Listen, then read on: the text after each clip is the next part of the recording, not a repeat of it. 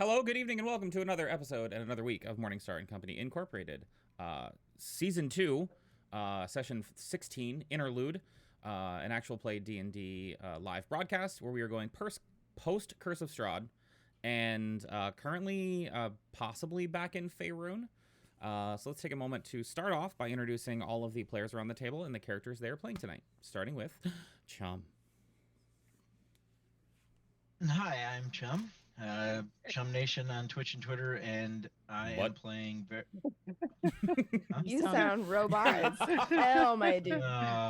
Seriously? It's okay. Yeah. We are now in a sci-fi campaign, and he is playing a droid. Come on. That's what really went down at the end of last episode. Varys turned into a droid. Oh my god. Is it any better? Do I need to come back? Better.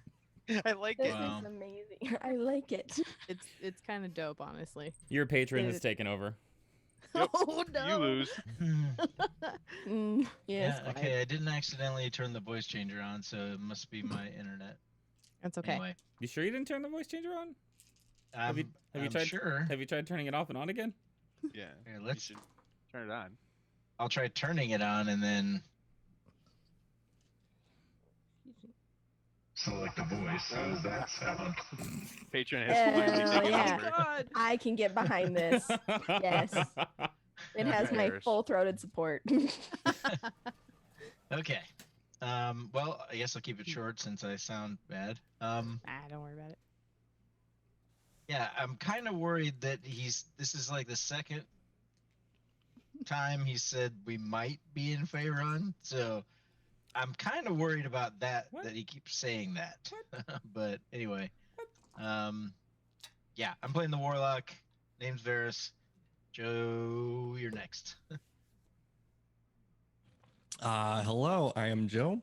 I'm here. I've been playing Ragnar Stummy, the Tiefling Sorcerer, and yeah, I have much anxiousness about things that are happening. Yeah, Akechi. I'm Akechi. I play Delga, Stone Shape, and Tree Jumping, God Praying. Used to be enfeeble-minded, trying to get married, and Cascade's mother, Nature Cleric. Yeah, just ready for tonight to start and see where it goes. Awesome. Hi, that's me. I am Osiris Franco, and I played Cascade Traylon, the Water Genasi Order of the Scribes wizard, who we're back home, and she has a destination that she wants to get to. So but it seems like we still have a lot of stuff to kind of sort out first. So hopefully we get into that. Kicking it over to Ash. Hi, I'm Ash. Go by Ash and Rabbit here on Twitch and over on Twitter. I play Hope the Furbolg Life Cleric. She thinks she's back in Faerun and is really happy about that. That's all I got. Go ahead, Saint. Hey, that's me. I'm DMF Saint. You can find me on Twitch and Twitter at DMF Saint, and I will be the Dungeon Master for this evening and all other evenings like it. Hey, let's talk about last week's episode.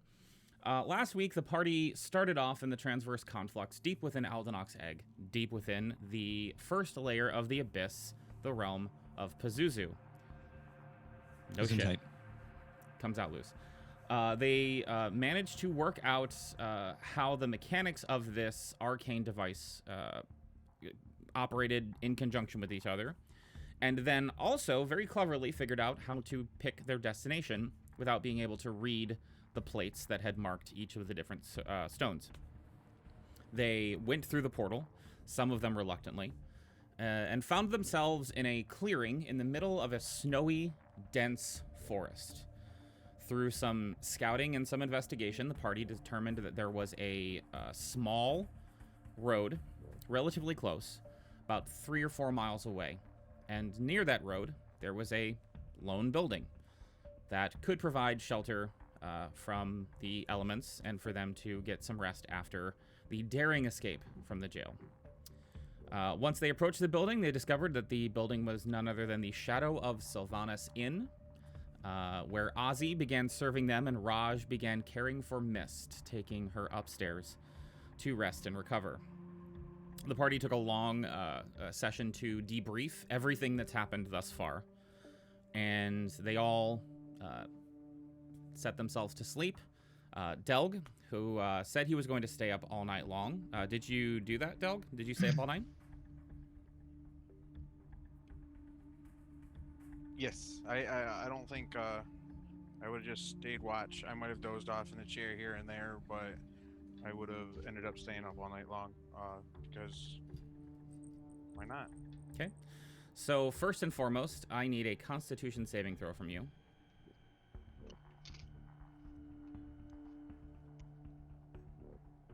What the hell did you just link in chat? 8.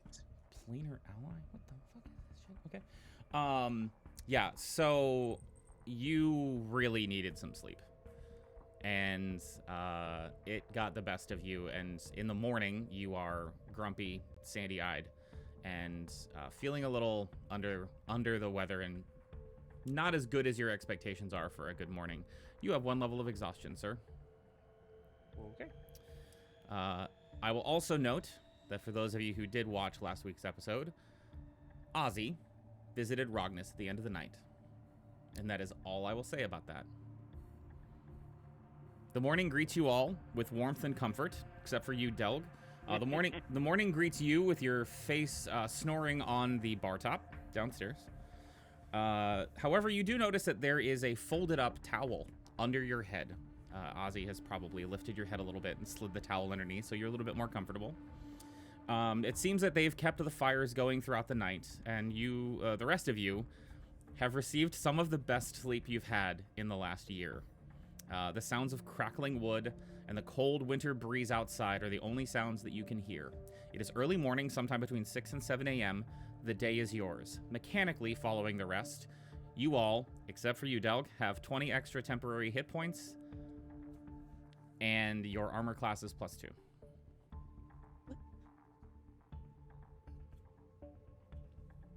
Okay. Cool. The day is yours. I have to admit that it scares me that we were given this. How do you add like a temporary armor class? Double click on your armor class and then Yeah. customize. You can add additional magic bonus. You'll just have to remember to take it off later. Ah. Additional. I put magic Sylvanas in. bonus. And my 2. Good note. Wow. Okay.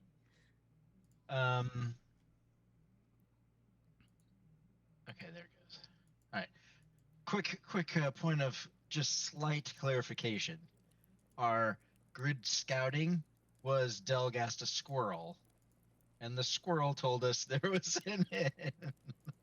There was Good also scouting. there was tree striding.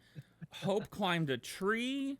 I You did. sent out Mistral. You sent out Mistral. There was a lot of But scouting none that of happened. those things yielded anything. The squirrel. That told is true. us. That Oh is. no, the tree strider yielded it. I confirmed it. Okay. I'm just. Mhm. I thought it was funny. It is funny. I am still in the same room as Renault and Mist. When I wake up, what do I see? You see that Renault is up before you. He is once again comforting Mist. And he tells you to go downstairs and to get breakfast and that he'll take care of Mist. And if someone downstairs could send up a plate of food for both of them, he'll try to see if he can get her to eat a little bit. Sure. Yeah, I'll do that. Hope he slept okay, and I'll just kind of slip out the door.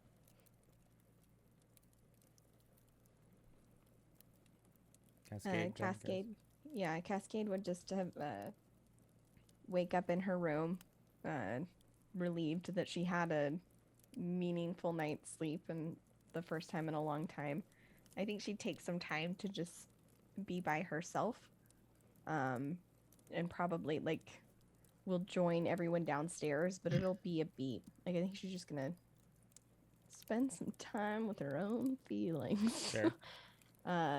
And kind of processing that, but then she will eventually come downstairs again, just very cool and collected, and sit across the table from Hope, and just wait for the rest of the party.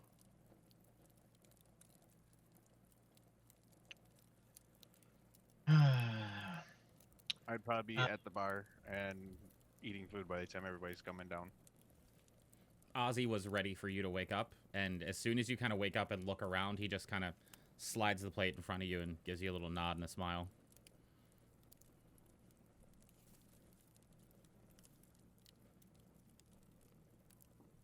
I will bring Mistral back to me and ask for a synopsis of if anything happened in Miss' room in the night.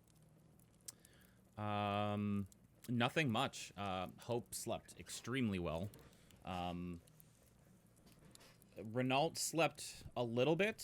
Renault is probably exhausted as well. Mist was mostly motionless. There were a couple moments whenever Mist kind of like took a deeper breath and sighed, but for the most part, it was a pretty uneventful night from that perspective. Nobody else came in or out of the room. Nope. I'll pop her away and I'll go downstairs.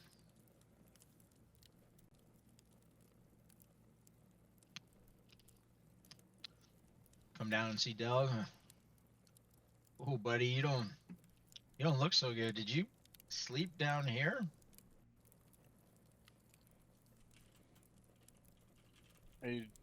I'll just ignore him and just keep eating slowly.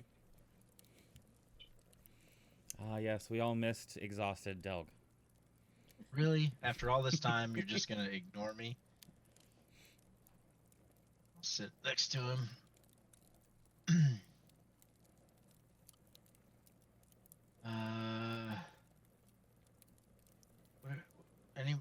Is someone standing behind the bar or no? Yeah, Ozzy's there. He's Okay. polishing glassware. Can I have whatever he's having? Yeah, I've got the meat and everything cooking for you. Bread as well. Perfect. You know, I love my pastries.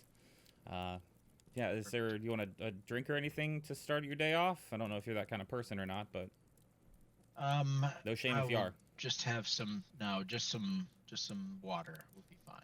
Coming right up. He makes his way to the back bar and pours from a pitcher of water and sets it in front of you in a mug. That'll be 20 gold. Okay.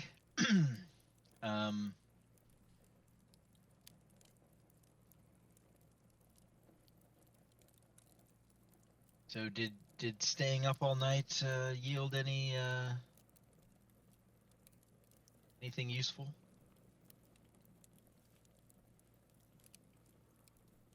Just legit gonna keep eating. Glad it was worth it. Go take a look outside the door. Looking, so are you opening the door or are you just looking through a window? No, I'll open it up and get some cold air on my face. As you open the door, the snow is up to above the door handle on the outside now. Okay. And looking out, it's just like you can barely see the trees on the other side of the very small, narrow trail that this building is on. It is still absolutely shitting snow outside. All right, close the door. Oh, whew. Still chilly out there. How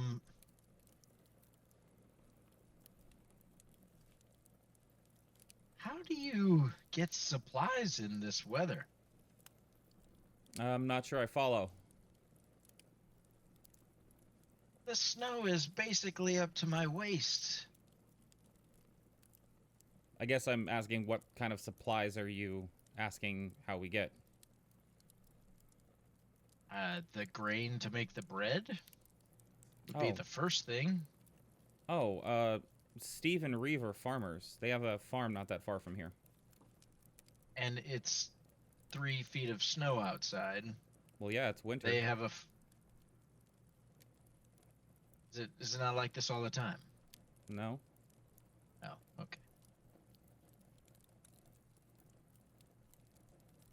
I didn't know if we were in some landscape where it's constantly cold. This is just seasonal winter. It's seasonal, yeah. You'll have to forgive me. We haven't been anywhere where there have been seasons. It was basically shitty fall for about 3 months, and then shitty summer for about a week. I think it was a week, maybe a month, maybe a year. I don't know. But Would you at least get some stories out of it?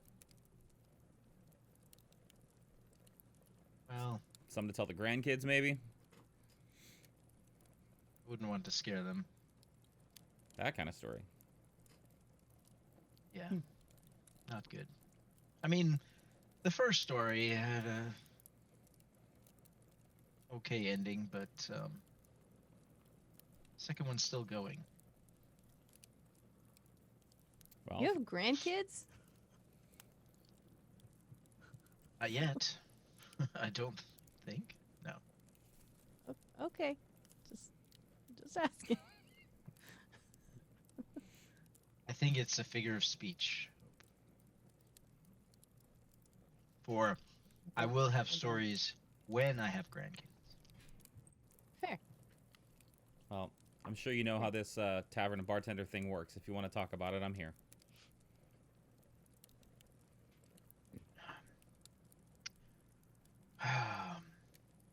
How did you sleep, Hope?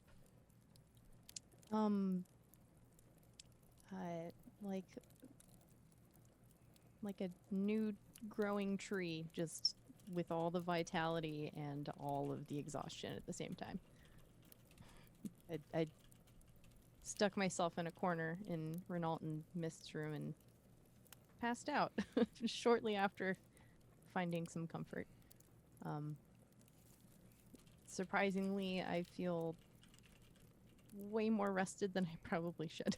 How about you? The same. It's hard to remember the last time that I slept so well. I can't tell if there's something magical about this place or if it's just been that long since I had a decent rest. All right, we all get it. You guys slept good. God. Sorry, dog. Cascade. Meet exhausted dog. Exhausted dog. Cascade. He's gonna be like this for a day or so. Cascade will look at Delg and kind of raise a single brow and just say, "How much more pleasant than regular Delg?"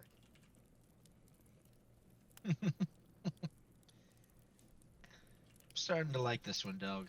Come on, you gotta cut her some slack.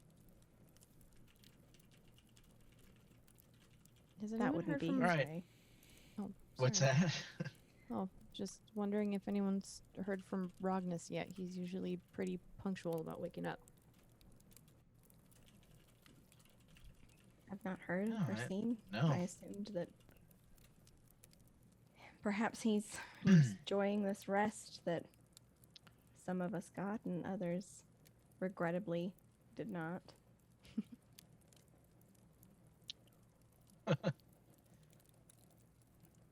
Maybe give him a few extra minutes of sleep. Yeah, Or- why not? It's there's no reason. We're not going anywhere. The snow's up to here. So I'll give him. we're stuck here for a little bit. I'll give him 10 more minutes, and I'll go check on him. It's well past dawn, and he's usually up and keeping to himself, but still here in the moment. Yeah. Delg, why didn't you take a room?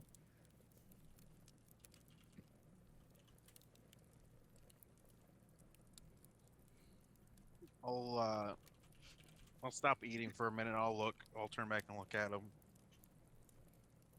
and just kind of like a massive sigh, and then just go back to finishing up my food. Yep, okay. I mean, there's beds up there. I don't think we're going anywhere right now, so if you want to want a quick lay down. It's pretty cozy up there. Oh, Ozzy, food for the 2 guests up in the first room on the left? Oh, absolutely. They're not coming down this morning, I take it? No, the tabaxi is still kind of out of it a little bit, and Renault wants to make sure that she's taken care of, so he's not leaving her side. I'm assuming no progress over the night. Not that I could see, but he seems at least mildly confident that he can try and get her to eat. Well, that's good, at least. Yeah. Yeah, I'll have it sent up as soon as it's ready. Thank you. I appreciate it.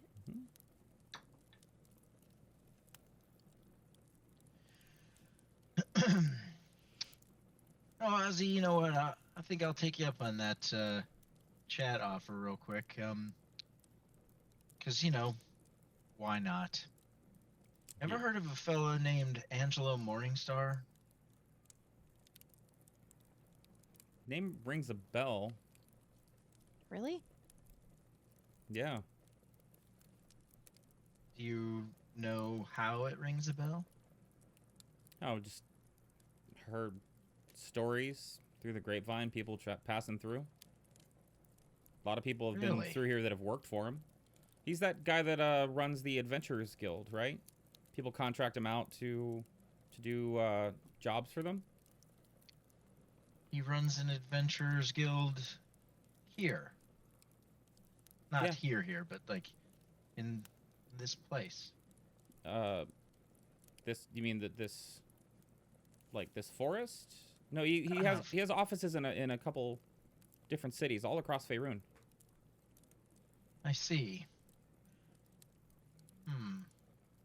Interesting. What's the nearest city to us here?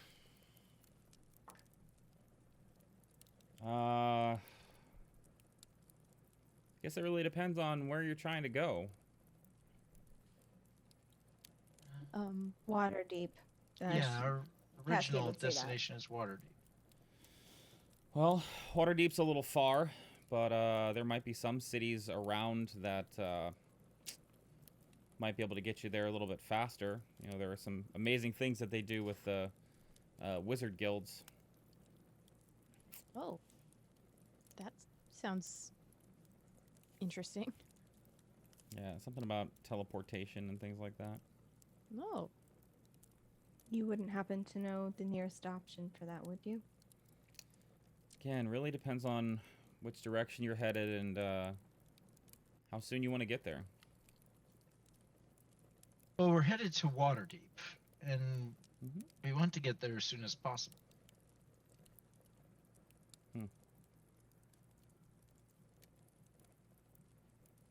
Do you travel much, Ozzy? Do you get out of the tavern really at all? I know this is where you live and operate your business, but is this all you know? I've been here for a long time. Been here for a very long time. So I used to travel a lot. I don't so much anymore. If I'm being honest, it's one of the reasons I'm hesitating is because I don't actually know what the closest city is to here anymore.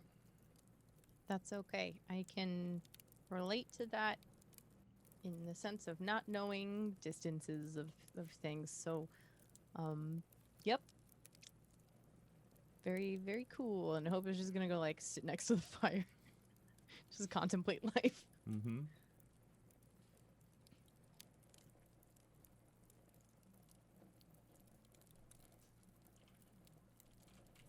So, adventurers that would pass by here, where would they be going? Oh, gosh. I mean, here and there. We usually let people just, for lack of a better phrase, do their own thing. Don't really ask too many questions unless people want to talk, and I don't know if you noticed, but this is kind of off the beaten path. Usually the people we get around here like to keep to themselves. In fact, you are probably the most talkative bunch I've had in... I mean, if I'm being real honest about it, probably years. I can also relate to that one. I'm sure you can. It's been about 10 minutes. I'm gonna head upstairs. I'll be right back. I'll head upstairs to wherever Rognus's room is. Okay. As you head upstairs, you see the room. The door is closed. I'll just kind of gently knock on the door. Rognus, good morning. There is no It's- response. Knock a little bit louder. Rognus, it's really pretty and snowy outside. No response.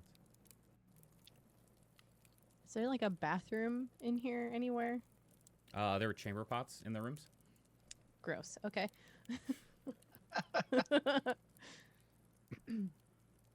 I'll knock even louder. Hey, Rognus! Hey! There's food downstairs. Like, it's really good, I think. I haven't tried it yet, but it's real good. There's pastries and stuff. No response. Can I try opening the door? As you put your hand around the doorknob, it easily turns and the door opens. Do you open it? Mhm. You see in front of you a bed that is perfectly made. Appears to be unslept in. You see a dresser in the same position as it is in your room.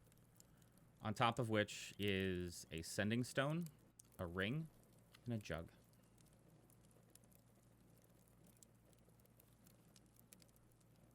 You would instantly recognize the jug. The alchemy jug.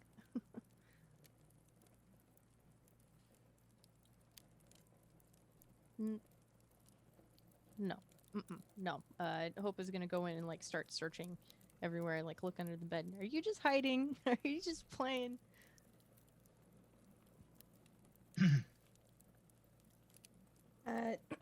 Downstairs, I think, as Hope went upstairs, Cascade would have taken the opportunity to get up.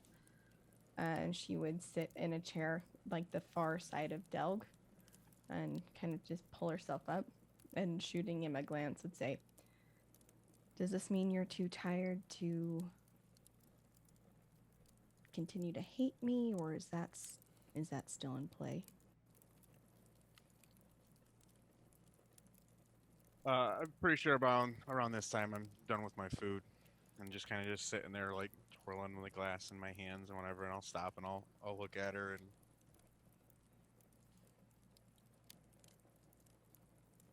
it's still in play, and I'll just go back and swirl it in my cup. I can respect that, Delg. I have Really? to admit. Well, yeah, Varys. Why? He's being ridiculous. I am accustomed to working with people who... It's probably best if you never trusted. So I can understand a certain sense of caution. And as she says that, she'll lean forward on her forearms and kind of interlace her fingers that are still kind of shiny with burn scars.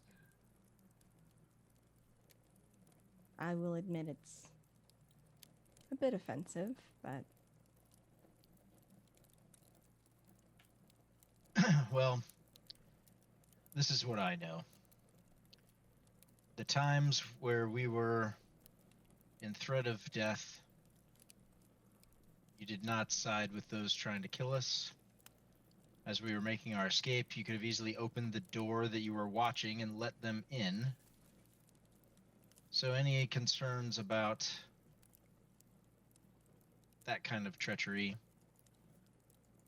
kind of been proven away, and if my friend is still being stubborn about that, I'll come over. Will you come around, Delg?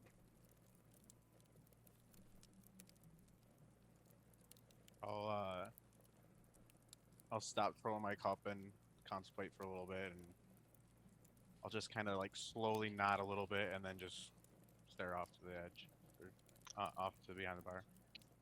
Rognus's magic sword says you're my ticket to see my mother again. I'm not saying we need to be best friends, but I would be forever grateful if that's something that you could actually help me with. And she'll just kind of tap the bar a couple of times and get up and go return back over to the table and wait for Hope.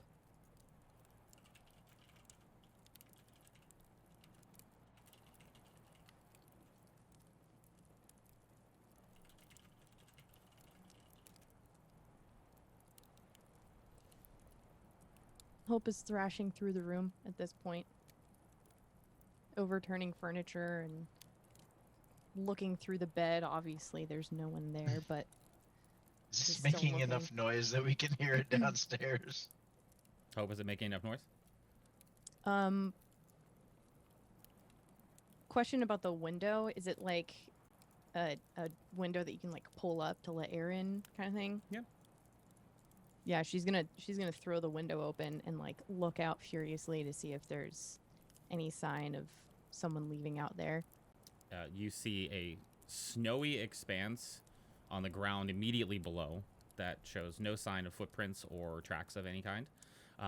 Your view is very obscured by the absolute wall of trees that is within 10 feet of the building. Okay. I cannot stress enough how dense this forest is. And confirm.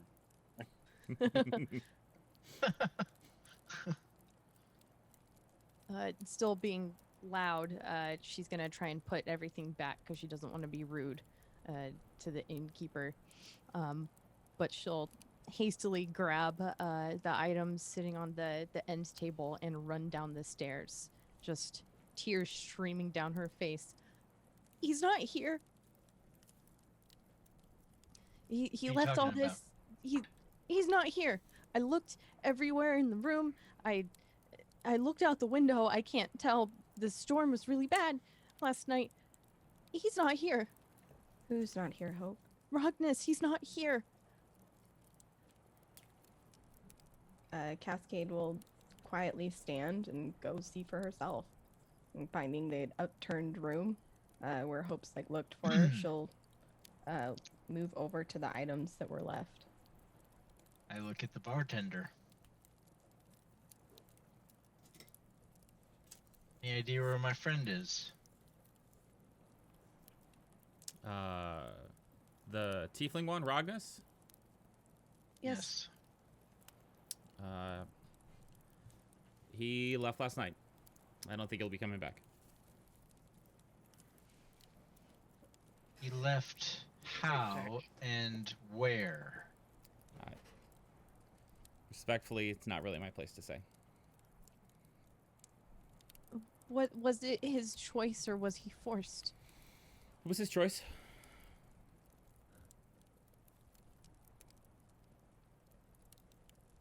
Okay.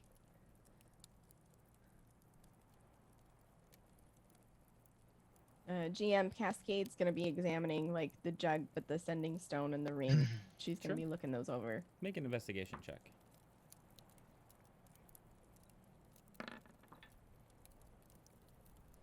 It's a 17.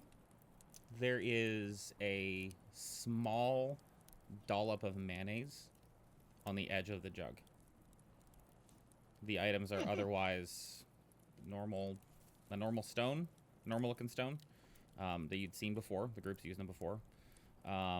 The ring appears to be plain with no ornamentation on it. At least I don't think so. Hope said she brought this stuff down with her, right? The Did you say you brought this stuff with you? We can No. say that. Oh, sorry, my It's bad. fine. It's okay. Okay. Either way, Cascade's gonna kind come down with them or whatever. The ring, though, she would kind of hook around her finger a little bit just to hold it. Like she wouldn't be holding it in her hand. She would See, kind of. see, that's the thing. So that's why it matters where this stuff is. Because if I see you messing with that ring, I will say something. So I need She's to know where upstairs. this is She's happening. upstairs. Yeah, Okay. so We she's said but she's bringing narratively- it down. Okay. Hmm. But just holding it so it's hooked around her finger as she comes down the stairs. Not like putting it on or anything, but just kind of like grabbing that. Okay, great. So Varys, you see it on if you're looking at her closely enough, you'd see her messing with the ring on her finger as she's coming down the stairs.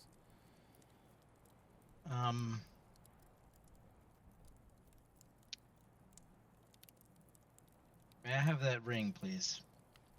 Yes, of course. And she'll hand it out and put the other 2 items on the table. Wherever he was heading, it seems he thought he wouldn't need these. Hmm.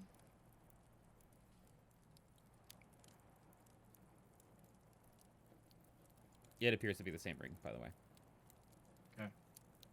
Delg, did you not hear him leave? Did he not say goodbye? I mean, I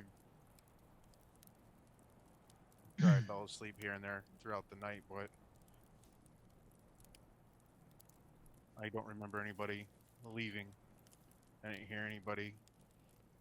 I tried to stand watch the best I could for the whole night. Cascade will look at the door and just stand for a second and tilt her head. Well, this is unfortunate.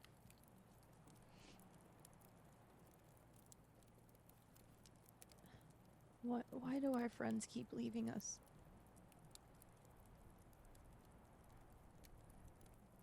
Did we do something wrong? Did he not like us? Did he just need a ticket to Faerun and that was it?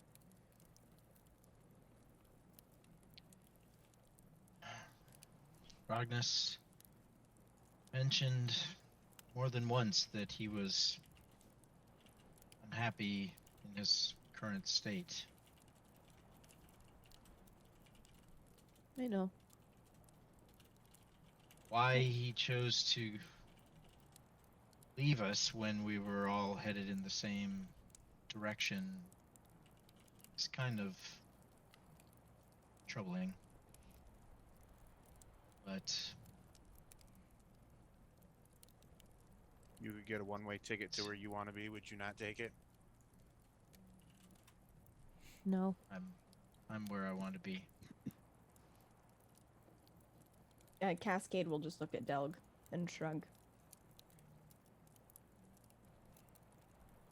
He has the sword. Mm-hmm. And that really cool helmet too. So It was kind of gaudy, though, wasn't it? I mean, kind of just here I am in my magic helmet. Right. It's pretty. Nothing like, explosive magic that certain spellcasters can do that's rather flashy. No, but I mean, this one was literally flashy. Like, it was bright and Mm-hmm. gems everywhere. Mm. Just a bit ostentatious. That's all. Jealous? What? No. hey Ozzy, Yeah. what do you have to drink around here? Well, I have a little bit of wine left in a keg. And then I've got whiskey and whiskey. You have any milk? I'll see if I can find something in back. If you do, can you warm some of it up a little bit? Absolutely. I Then- will tip you handsomely. Not needed. I can tell you guys are going through a lot. Does anyone else need anything while I'm heading back? Thank you. Just water is fine, thank you. All right. One warm milk coming up if I can find it. He goes back into the kitchen. Thank you.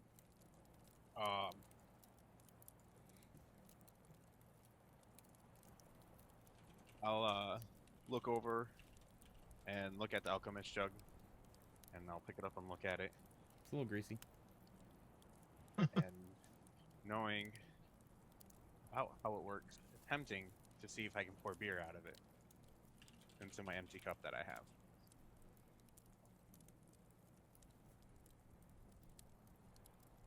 Should recharge at dawn, right? Yeah, and it does not require attunement. Beer comes out into your mug. I will pour it in and just start drinking. It is. Why bother with the mug? It tastes stale and slightly flat. It does have some fizz to it, but it's beer. It'll get the job done.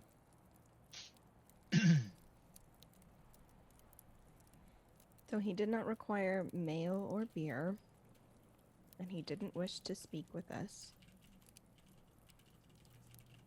And the ring is purely decorative, or I can't imagine that Rognus would leave unprepared. It The was clear ring that he- is not decorative. Then why leave it? The only reason I can think of that he would leave these three things in particular was that he thought we needed them more than he did.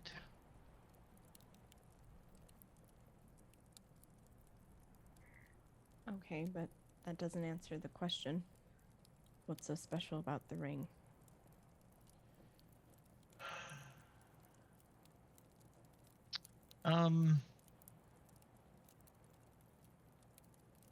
Well,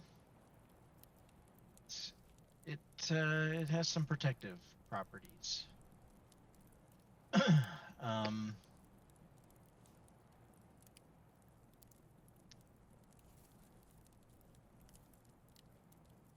I know what the ring does, right? I can't remember. I feel like it's yes. Shum and Joe need to Yes. answer that. Yeah. No, you do.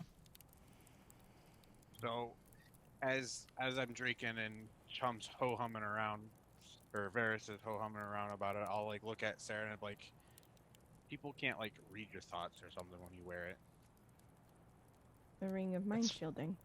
That's part of it. That's part of it. This one.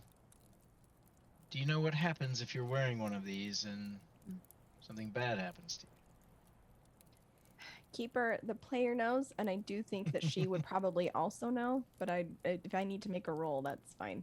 I feel like you know. Someone's home, for lack of a better word. Yes. Someone important? Don't know yet. We were just getting, well, we've had some conversations, and Rognus had some conversations, but nothing of substance yet. So we just haven't asked them, or...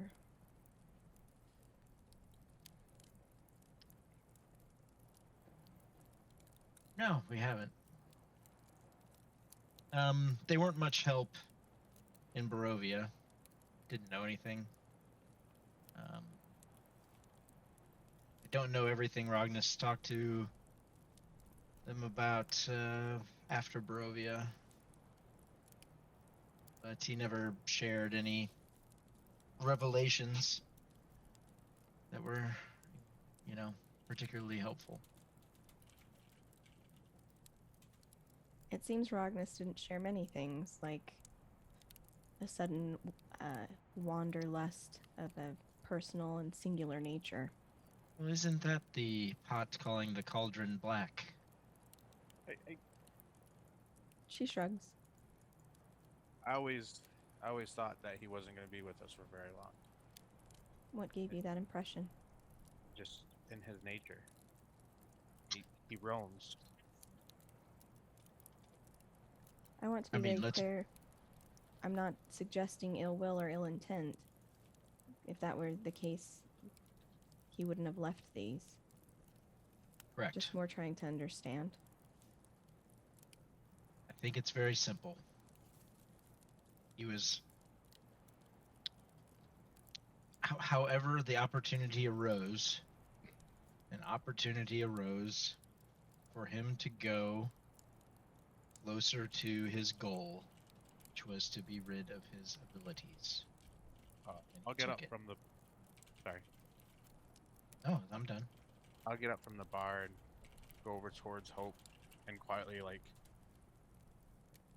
in a whisper, be like, "Can you contact him?"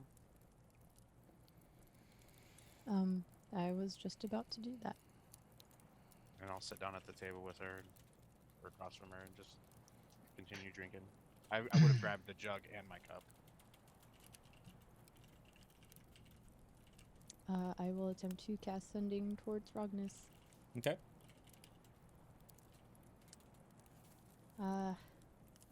I'll say, hey buddy, trust your decision to do what you needed. Just know we all care about you and wish you the best. Miss you.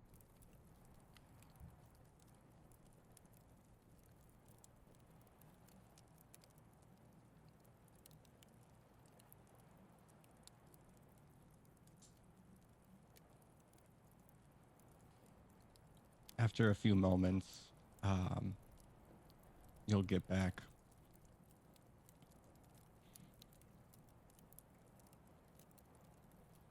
Sorry. Should have left a note.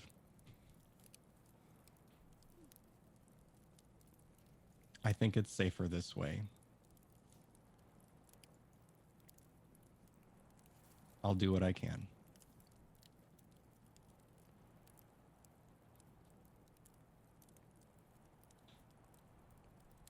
He apologizes for not leaving a note, but thinks that this was the safe route to go. Good Time. news. Sorry, I was just gonna I say was real gonna fast. say good. Oh, good. Timed almost perfectly. Ozzy sets down a glass of warm milk in front of you, Hope, and puts a hand on your shoulder and walks away. Go ahead, Varys. I was just gonna say, good news is, we got an answer back. Yeah. Yeah, you're right. I mean, his biggest worry was that he was going to harm us unintentionally. I know. But I don't know about everyone else, but I know I promised to help. And just feel bad that I couldn't fulfill that promise.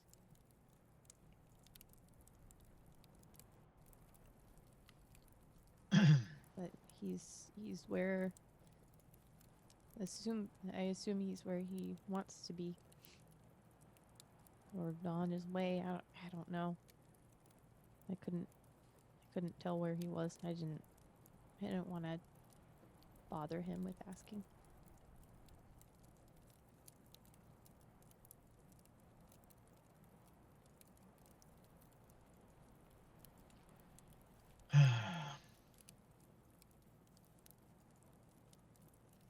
I have to ask now.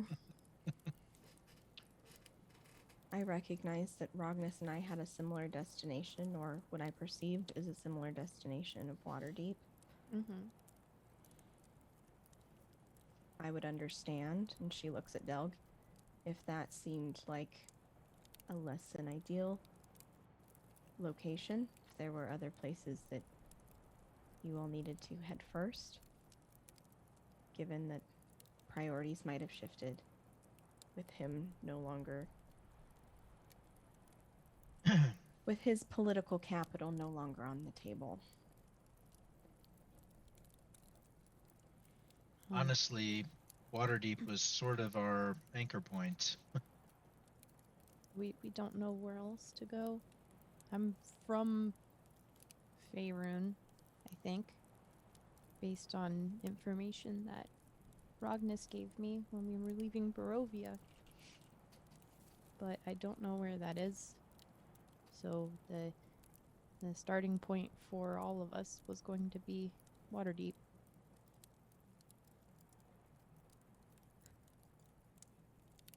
Keeper. Hi. Now that we're on the home plane, and given that Cascade did study to gain her abilities, Mhm. would it be possible that she, like in her basic geography of Faerun, might have known where furbolgs typically hail from, like a general area, or perhaps she knows of a place within Waterdeep where they could find that information? I'll give you Waterdeep. You definitely could find that information very easily. Okay, Make a history check. I would love to do that. A 17. Damn.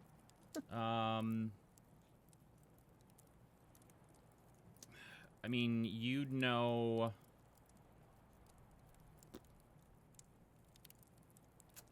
Usually forest regions. It wouldn't be too far north and it wouldn't be too far south. Probably not a region like this because it wouldn't have had as harsh of a winter. So somewhere south of where you are, more specific than that, I don't think you would have known. Unless you can come up with a narrative reason in your backstory why you would have had more interactions with No, furbolgs. I think it would be more like she would know a place within Waterdeep or, an archive or library where she could find that information. But that works. As she thinks she'll consider it. I hope I'm a water genasi. We don't typically spend time on land. I'm sure you know better than I do what your homeland looks like. But I'm convinced even if we don't know where you're from, there's probably a library or archive with more information where we can find where there might be a larger gathering of furbolgs. You do have some specific information. I'd be happy to help in whatever way I can to track down that exact location. I appreciate that. We might not need to go as far as Waterdeep to find that information, though. Just to keep that in mind. Okay. I still have to, do a couple things before I get back, but it would be nice to know where back is. Unattended business? Well, I gotta find my brother and try and figure out why our waterfall is drying up. It's kind of a big deal for us. And I would prefer to have some semblance of an answer before going home instead of Understood. returning without anything. Understood. Delg Varys, you're just along for the ride? What is it that you hope to accomplish? Right now, I hope to accomplish getting Hope home and finding her brother. And you, Delg?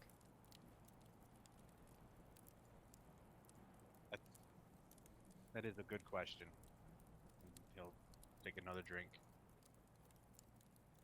Still flat, still slightly effervescent. Do you not know? Surely, Delg, you're a man with a plan. That's always been my experience. No plan. Can I insight check that? Sure.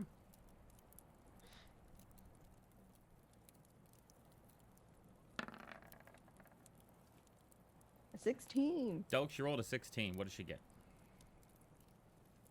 I have no plan. Okay, perfect.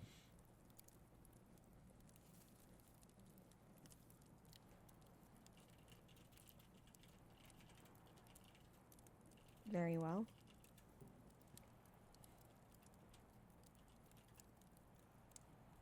I think we need to discuss how we're going to get out of here and remain undetectable to those who might, be looking for us. Well, there's no might about it. They're most definitely looking for us, and they're most definitely looking for the thing that we have. They'll will get up, and go to the front door, and open it.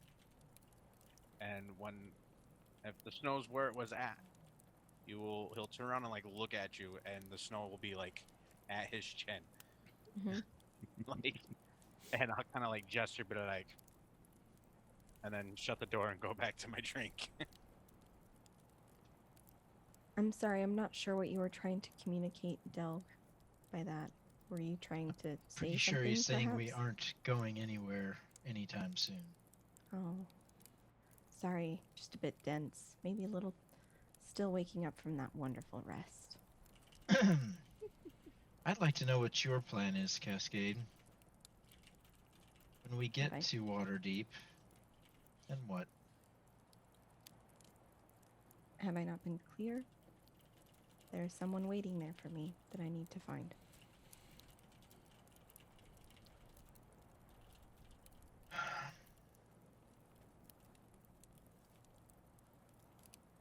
So we get there, and you're just off to find your someone. Is that it? No, I just told Hope I would help in finding where her clan might be, her family. I intend to stick to that promise. Why? Because every I made time someone mentions promise, you'll see Delg take a big drink out of his cup again.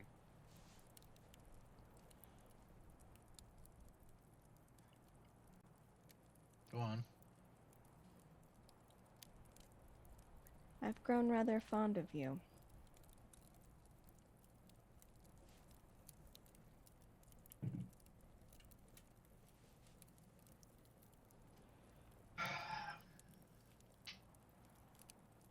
Despite all reasons, despite the literal hell that has been inflicted upon my mind and my body since coming into contact with you, despite the ever-increasing lack of trust between us, despite the ever-increasing amount of danger that I experience, Did I you have grown just fond of you. blame us for what happened to you? No. Who knows what would 'Cause have it happened to me had seems I to been on me my like own? Coincidence. you were under a certain person's thumb long before you met us. True. I just But wanted to nothing like this had clarify. I ever didn't happened. really like the way that came out. Ugh. I'm sorry for what happened to you. I am. But our meeting and that happening was pure coincidence. Wasn't it just? And she'll look at Delg.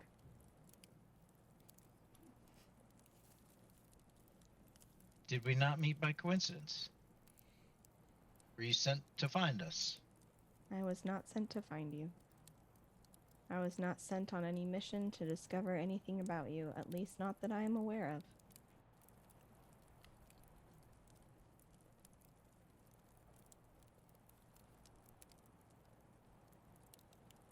I found myself in a situation where I needed to return home. I overheard a conversation that you needed to go to that same home and struck up with you. Since then, this has all happened, and I still believe that my best chance to finding, and she'll look at Delg, and because at this point they're the only two who know this, and she'll say out loud, "You're my best chance of returning home to my mother, who needs me." No, Cascade, I like you. I do. I really want to like you. I'm not very likable. It's all right, Varys. I But tend you to and be a I- bit prickly. You and I are cut some from the same cloth, but there's just something that nags at me.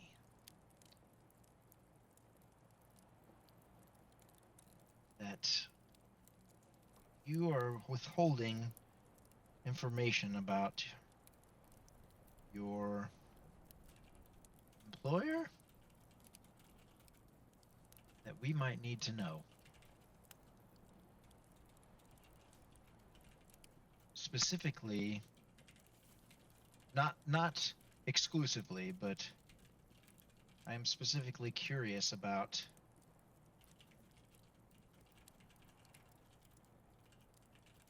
what your upcoming task or current task is. I don't know what my upcoming task is. I never know what the upcoming task is. It comes without warning, and it comes without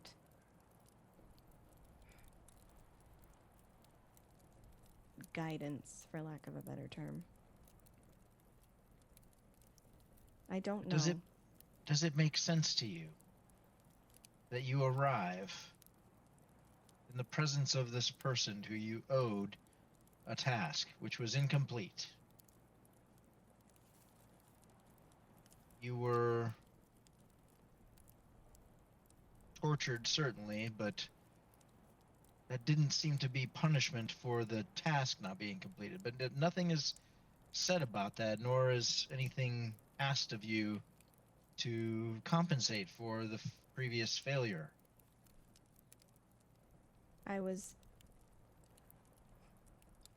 promised that interest would be collected. Surely you're familiar with our employer by now to recognize that nothing is straightforward. I'm not employed by him any longer. I completed my task. Congratulations, Varys. Perhaps there's And I a have medal. not been paid by him either, so put a finer point on it. Perhaps there is no medal then. I don't have the luxury of just abandoning this. No, I understand that. But you see my reticence, right? You can understand what I'm getting at. Sure. I It is understand, going- Varys. I can say plainly that this is a conflict of interest. Your actions show trustworthiness in battle, but are you merely playing the long game? The long game. That would imply an end. Absolutely. And what end would I be gunning for, Varys? I don't believe it would be your end. No, I mean, you think that I have some goal. I don't think you have a goal. I think Angela Morningstar has a goal. That Am I not the one that's person- supposed to be upset at her? I'm confused now. See, that's just it, Delg. You're the shield of the party. Weren't you aware? You bear the brunt of it all, but secretly, they're all thinking it.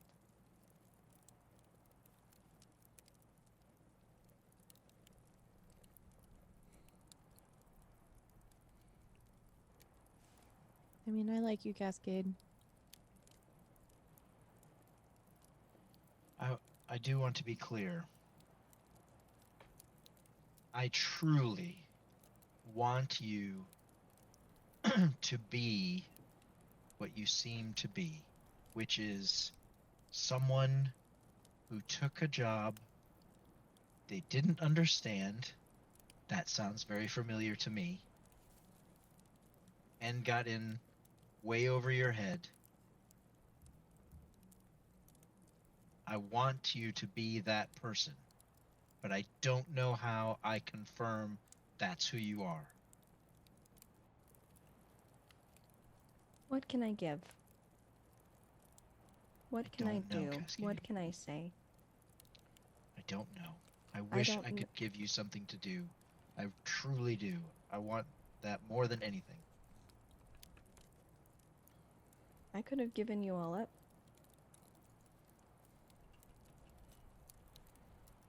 I could have told them everything that I knew about you. Every strange behavior, every tick. we have no way of knowing that you didn't. It's true. Listen, But we're not I look in at there the other anymore. two. I look at the other two. If either of you has a way to convince me or any of if any of you have, I don't know if, I mean, I know Delg had doubts before, but I mean, I'm not don't alone in worry. this, am I? He still has doubts, and Cascade will wink at Delg.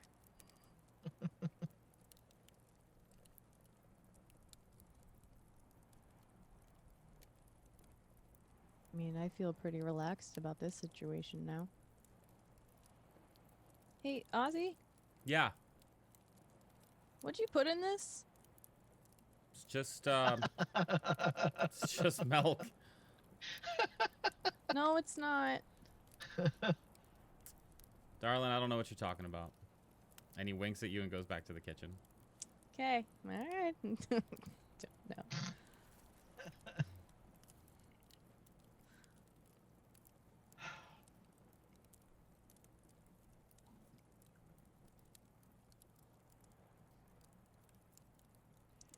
We haven't seen Raj at all. Not have today. we?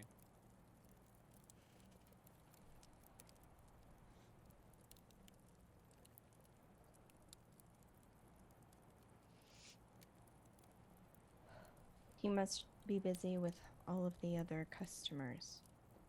Surely this is a happening establishment.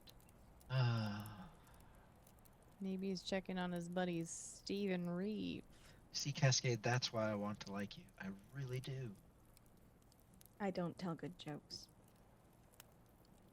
Hey, neither do I. Cool.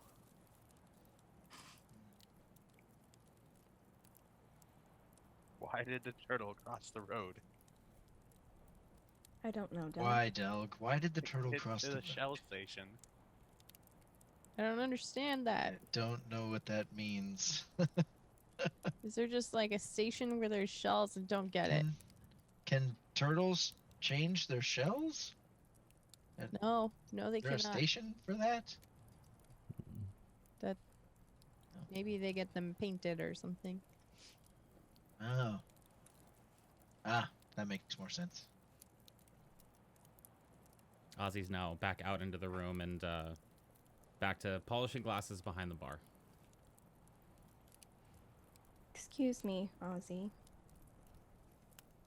The owner of the establishment, the one Mr. Raj, might he be returning? We have some questions about our stay here. Let's flip that around a little bit, though. This is my place. Oh, interesting. Apologies, I meant no offense. No, none taken. None taken.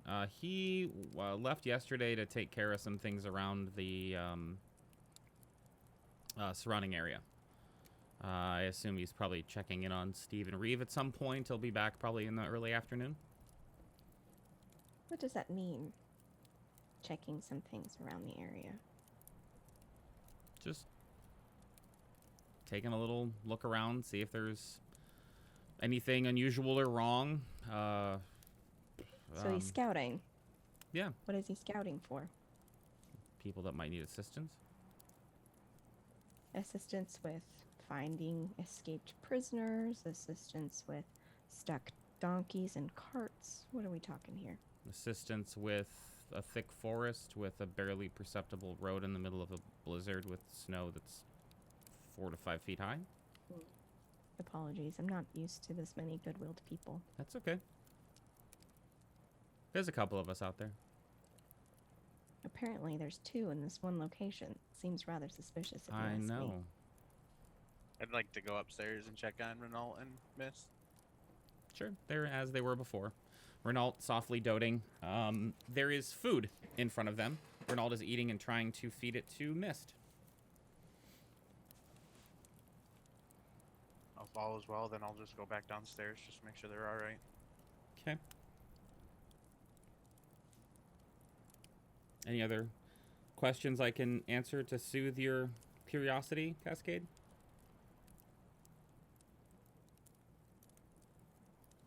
How long do these storms typically last? I know that it's weather and weather's wanton. It's the funny thing about weather. It usually lasts as long as it needs to. Correct.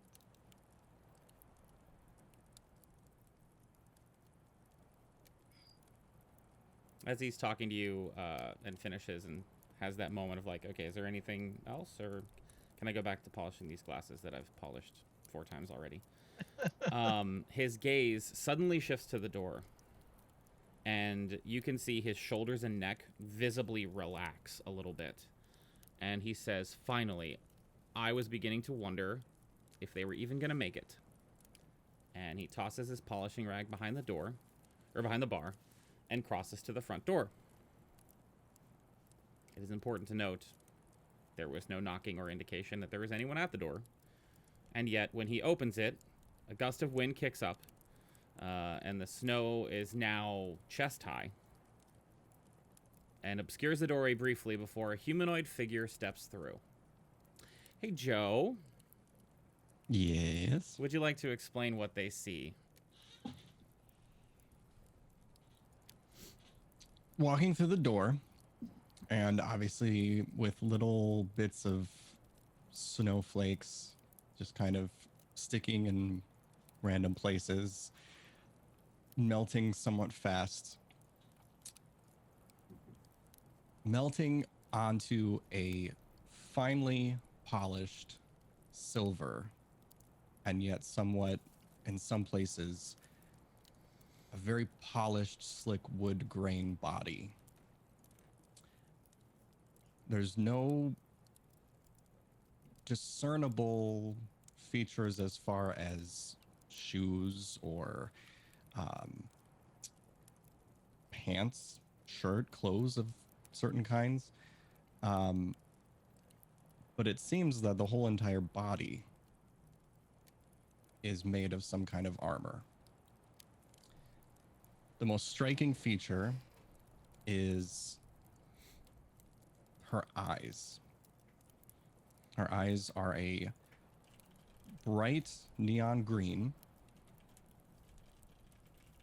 kind of shimmering in a very strange way with no pupils.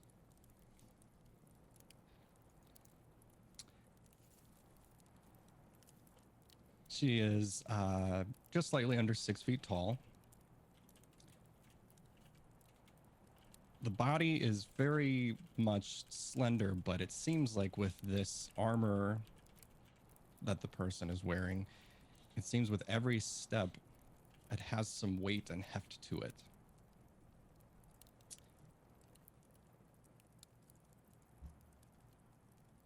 That, I think, is what you would see right off the bat. Come on in and sit. They're waiting for you. And Ozzy goes back to the kitchen and closes the door behind him.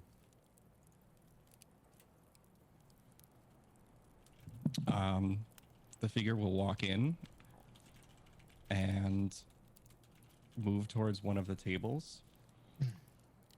As she walks towards the tables, she will look around. And it's at first it's a very quick look. As she approaches the table, her head darts to one side and then slowly works around the entire room. Just once. Then her head darts back towards the bar and looks at every single person at the bar. I should say, looks at everyone in the room one by one. And as she looks at every single one of you, without even moving her head or her body or anything, and without even necessarily seeing that there's pupils in her eyes or whatever, you could tell that she is kind of looking everybody up and down. And then she will go and have a seat. No, she'll go and have a seat. I look at Ozzy. Ozzy's in the kitchen. He closed the door. Oh. So it's just us? Mm-hmm.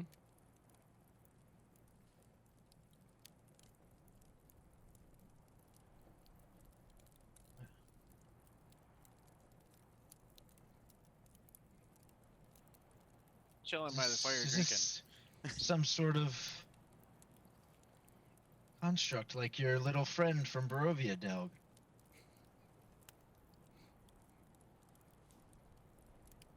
What?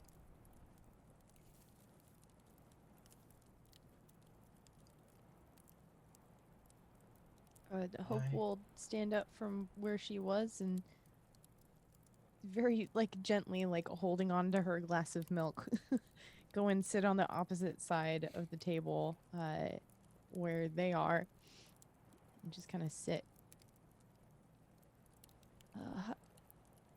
Hi.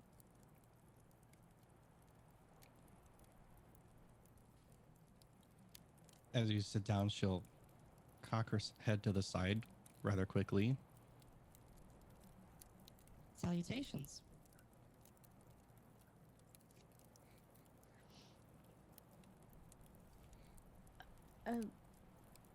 Hello.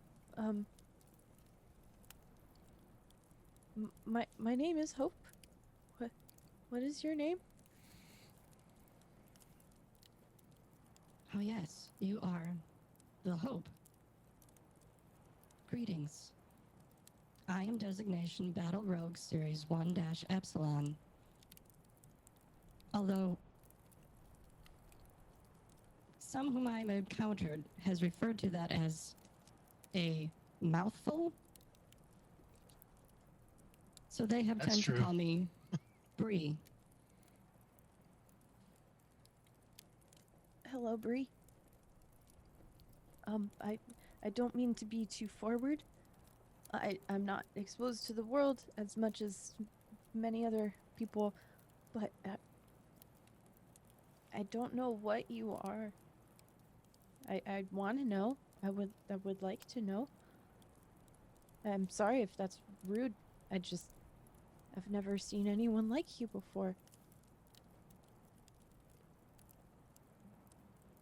I feel it is natural to be inquisitive.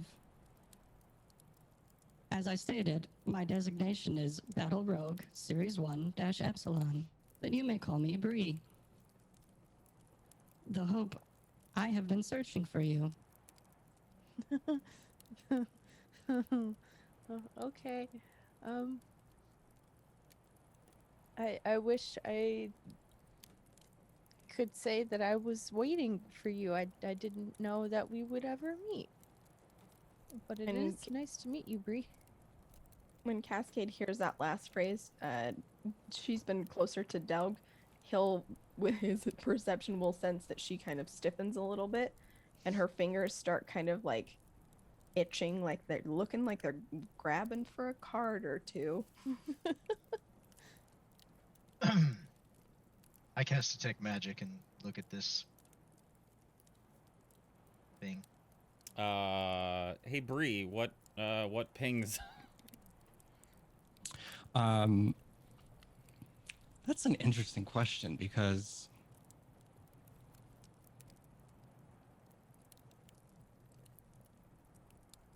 so a little bit of I guess further explanation. There is equipment, or it seems like there's styles of equipment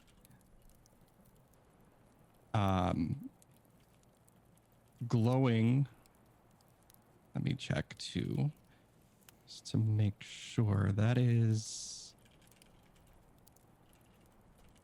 nope, guess that's not magic. So the things that glow, there are two swords in the shape of a rapier that glow, and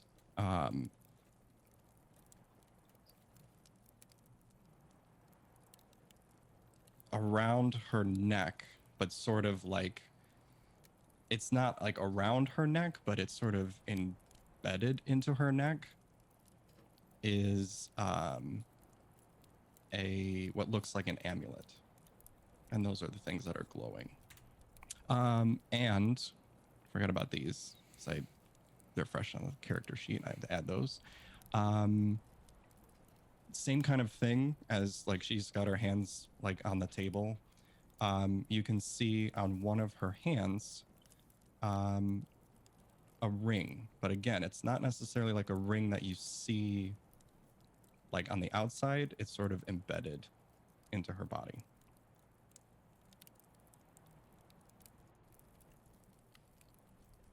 I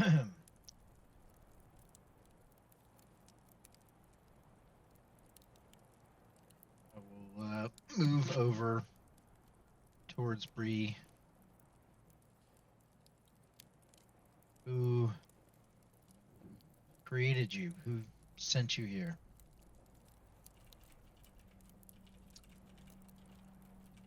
Unconfirmed. And she will kind of reach, there's like this little slip that opens up on her side, and it's just a quick little like, and she'll reach in and she'll bring out a slip of paper that's been folded up, and she'll put it on the table. All right. I'll take the paper. My name is just Hope. By the way, there's no the in front. Confirmed. I think there was a reason she said it like that.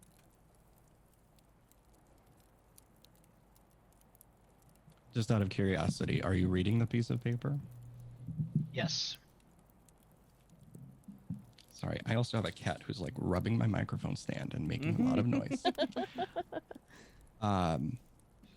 The piece of paper has a, it's fairly clean, like folded very neatly. And on one corner, it is like in a print. It wasn't handwritten. And on the piece of paper, it says, where is it? There it is. It says, Delg, Hope, find and protect at all costs. And that's all. Okay.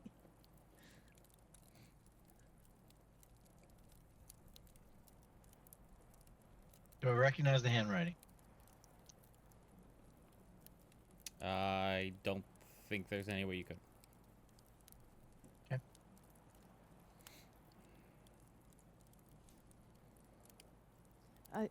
Who has that paper from the egg? I do. Can you check it? I'm For just what? curious.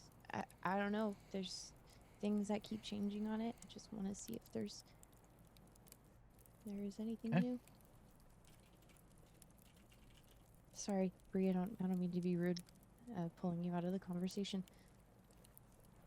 So that was read out loud, I'm assuming. Does not appear to be any. I did not read it out loud. Appear to be anything different about the paper. Okay. Did you hand it to Who her or wrote- not? Who? Varys. No, I just looked at it. Okay. I Since, just looked at since it. you asked me about the handwriting, Yeah. It matches the handwriting on the paper. Oh well, I feel like I would have known that on the I first mean, ask. Okay. Yes, but So my background is charlatan with a I forgot about specialty that. in forgery. I forgot about that. Yeah, it's the same handwriting. So I'm keenly aware of handwriting. Yes, the same Okay. handwriting.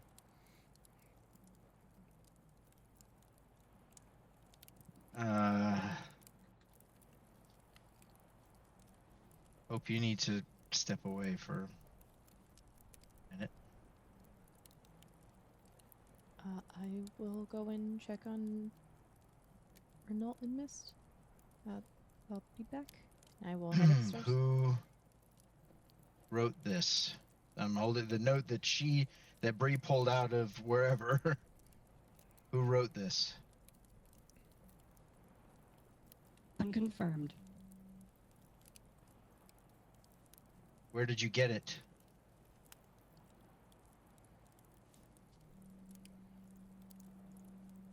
Unconfirmed.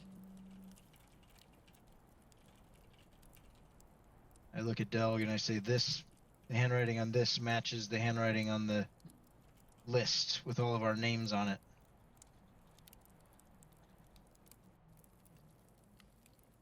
At that point, I would ask what it said.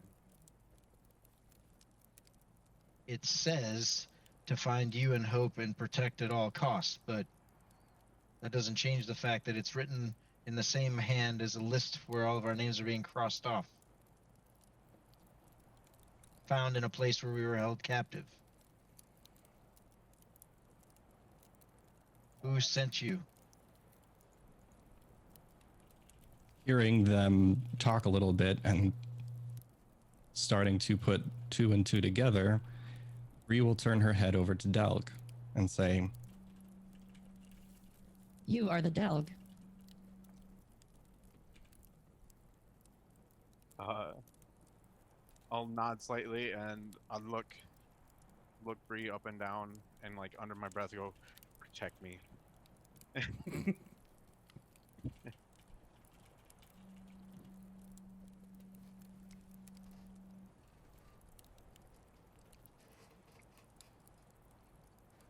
Pardon me, Bree, was it? Correct. What are you protecting them from? Unconfirmed. Mission parameters only state that I protect the Delg and Hope at all cost.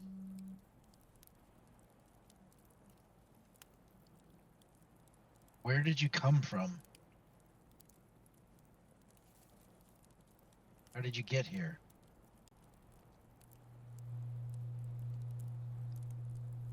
you'll see her head kind of move straight forward, and her eyes are going to shift from that green to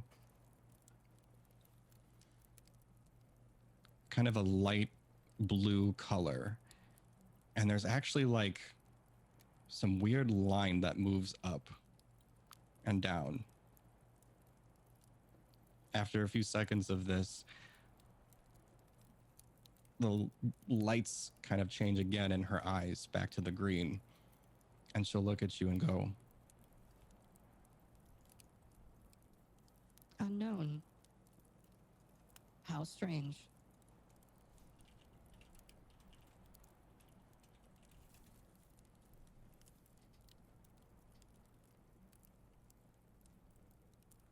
Delg, Yes, Cascade. I think I'm quite done with coincidences. We've given them a try, and I think that I've had my fill.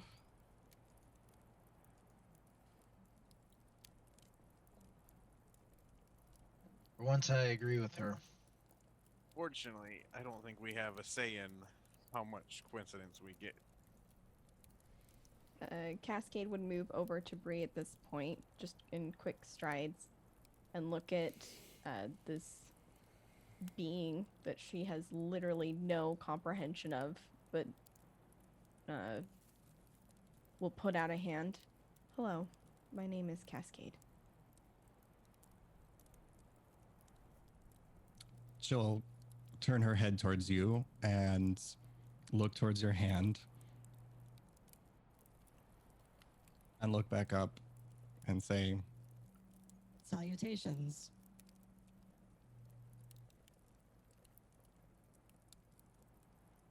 Cascade will put her hand back at her side, just with no offense or anything. She'll just drop it back to her side. You'll have to forgive these other party members. They are slow to trust. You're here to protect Hope and the Delg. She does smile at that. But you don't know who sent you, and you don't know why. Or where?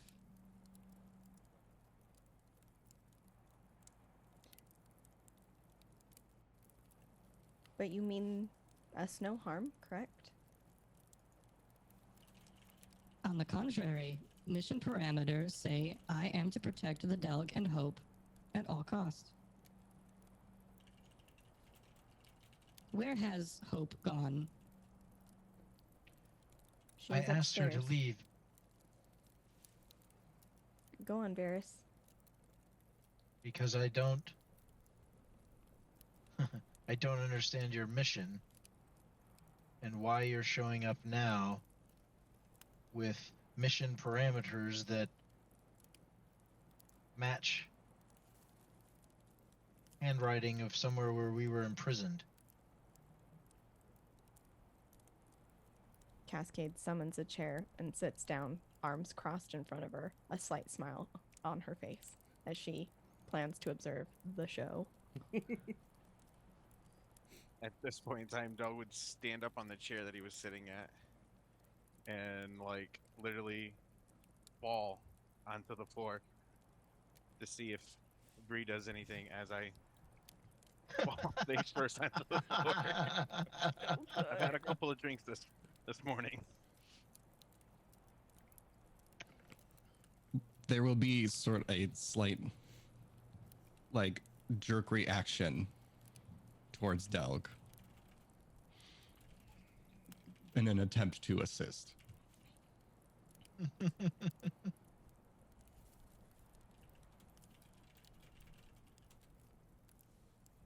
I mean, do you want me to make this a check, or do you want it to just happen? Because I feel like if you're attempting, it will just happen. I'm pretty sure I'm going to hit the floor. I don't think he's close or she's close enough.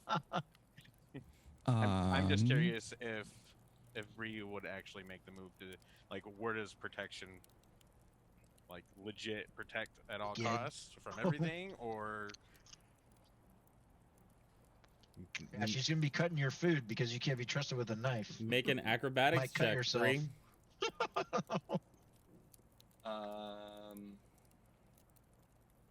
How far away? How far away are you, dog? I don't know how exactly. I was sitting at the fire drinking, so we're probably a couple tables. I mean, it's possible that he probably to get to me. 10 I don't feet. think happens that far. Okay. So that's within walking or even a dashing. So yeah, there would be a quick movement towards there. But acrobatics check. 25. Pretty good. Pretty good. Describe how you save Delg from falling to his certain death.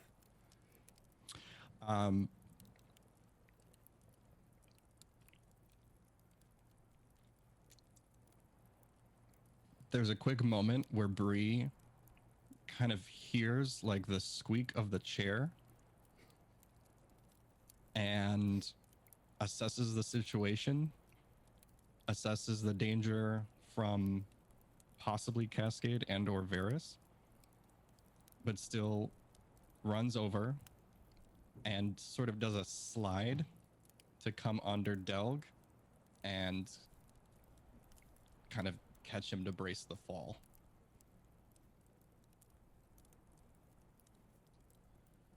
How fascinating, Delg.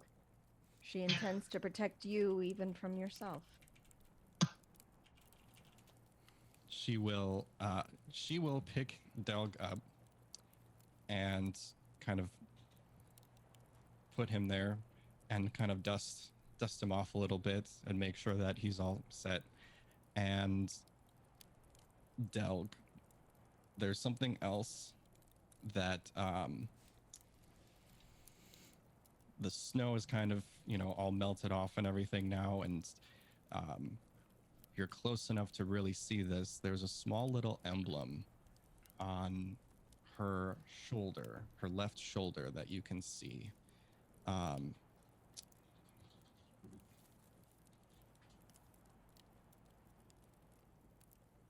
It looks like sort of a blue circle with lines coming down in sort of a waterfall shape that look awfully, awfully familiar to you as an emblem of Eldath.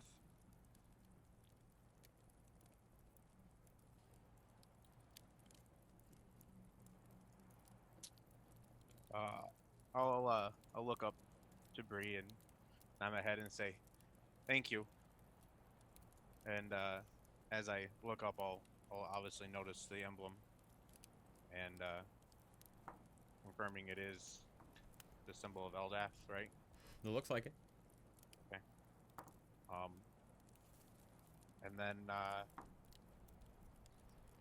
I go back upstairs to check on Hope, Mist, and Renault, and have Hope come back down. And as I'm up there talking to Hope, coming down with her, I'd let her know about the symbol as well. Unless there's something else I see when I go up there, because it's so quiet. No, it's uneventful in that room. Right. So yeah, I'm basically gonna go get Hope, and as we're walking down the stairs, I explain to her how I gracefully fell, and how Bree fantastically saved me from harm, and then mention the emblem as well. Okay. Not a lot to process. It's been a bit of a day. We'll reach, the ground level and back into the main tavern open area. And Hope's just gonna kind of stand there and stare at Bree and, scan her to find wherever this symbol is on her. And as soon as she sees it, she'll just walk directly up to her. Still kind of towers over her. And she'll just kind of point.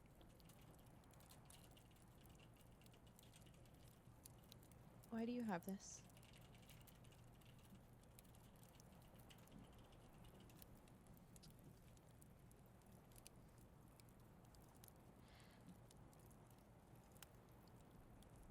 It appears to be covering some sort of flaw in my outer carapace.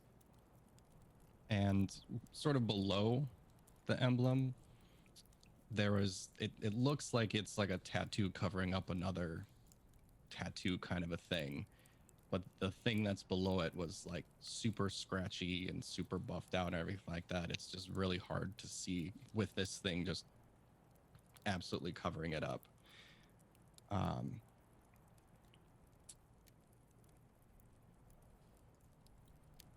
Yeah. So you haven't always had that.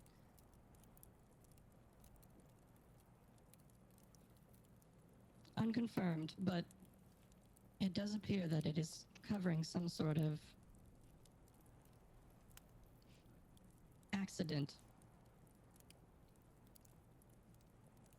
What I'm getting from you here, Bree, is that there's a lot that you don't know or don't remember.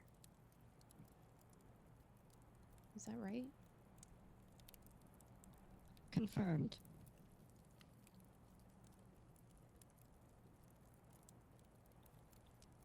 You probably don't know who did that to you. Right. Her, and this would be Hope's first time seeing it, I guess, but her eyes will kind of do that same thing, the light blue, and there's a quick light that flashes. And then it turns back to the green. Correct. Memories of this are not available.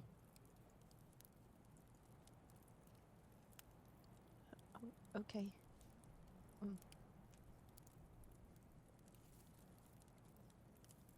Is that something that you want to recover?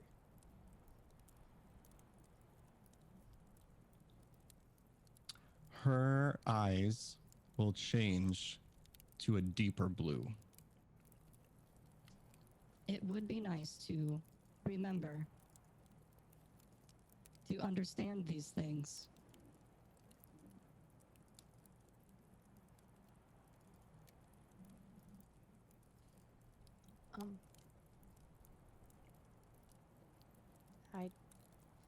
I'm grateful for your willingness to help.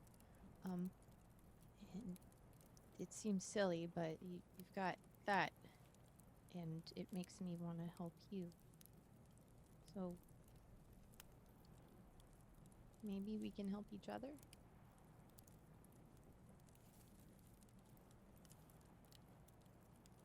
Affirmative.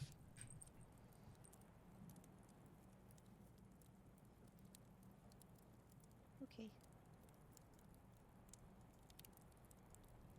I will walk over to where Cascade is and then sit down next to her and kind of sit back in the chair with my cup in my hand. I'd be like, well, you're now not the least trusted person in the group. Oh, come on now, Delg. Surely a symbol of a well-known deity and the promise of protection, even from asinine antics, is enough for you. I mean, it's probably a tie, if we're being honest. Oh, how lucky am I? Well, at least How you're not alone. fortunate. No, Varys, I wasn't alone before. Of course not. You have us. Yes, I do. And she will get up and looking at Delg, and Varys will just say, "Now, if you'll excuse me, I do have a few follow-up questions from our less than forward host." Yeah, seems I'm that they gonna go knew- with you on that. Right. Delg, I would suggest if you can get on the mantle, it's a bit higher, you might get a better reading on exactly how fast Bree can move. You don't even have to say it twice. And Cascade will cross over, kind of with a nod to Hope, with Varys, to ask Ozzy what the fuck. The kitchen's empty. As you go through the door, there is no one in there. Oh hell. Varys? Yes. This What, is... did I miss something? Sorry. He's not here. Ooh, Ozzy's not? Ozzy is no longer... To put it bluntly, Ozzy has left the building. What is going on around this place?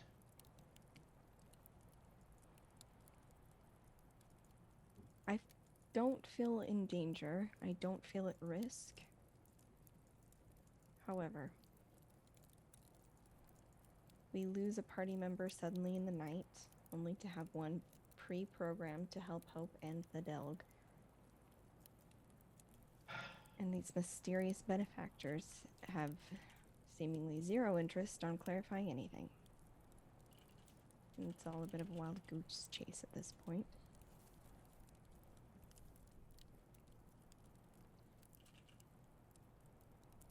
Good news, though, Varys, it seems that you and I just have each other to look after. And she'll clap each other on his shoulder.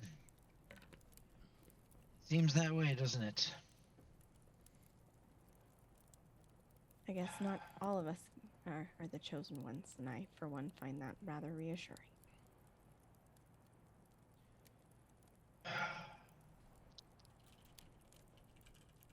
Cascade, how loud did you say that?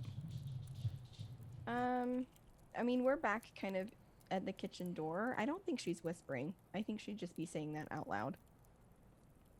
So this room isn't that large. What was it, like 20 feet by 20 feet, 30 Yeah, feet by something 30 like that. feet? And the only sound is the fireplace and the wind outside.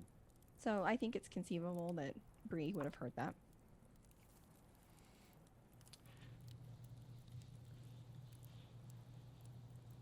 Somehow, there is a quick sort of change as Bree sort of stands at attention, kind of gives a jerk movement, and her eyes shift to a bright yellow.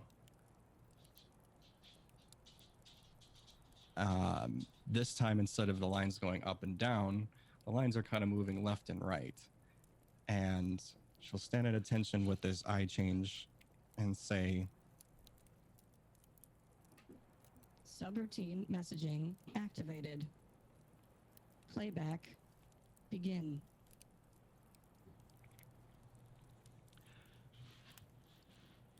Hope. First, know that I am all right. I am alive, and this may come as a shock to you, healthy once more. You shouldn't have left home to come after me. I left to keep you safe, and now I'm afraid I've put you in danger by causing you to leave. It isn't safe for you to reach out to me magically. They will know and use it to find us. I can take care of myself, but there is nothing in this world more important than keeping you safe. Please, go back. Return to the waterfall and the comfort of our family. I will keep doing everything I can to keep you safe from them. I love you and miss you. And you can tell that this is the voice of Fettel.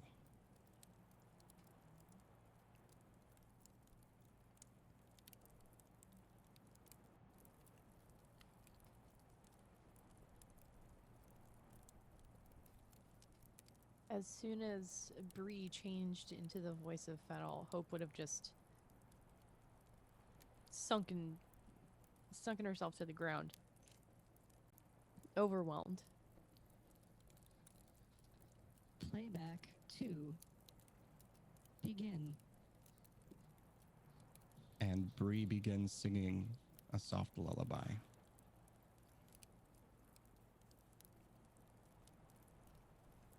It's the same.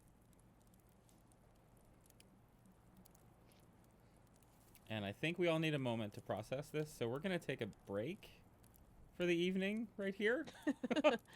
So stand up, get a drink of water, stretch. We'll be back in 10-15 minutes.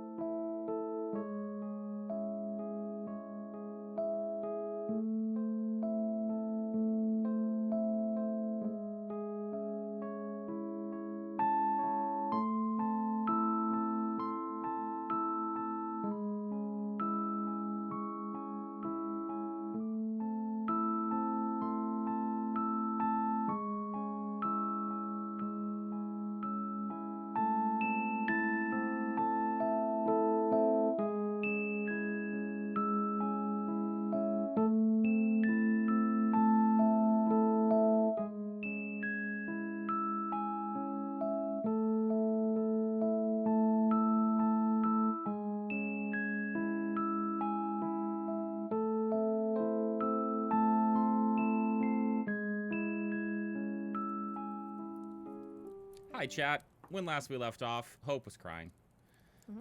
Bree had just delivered a message from her brother, who she has been on the journey to search for this whole time.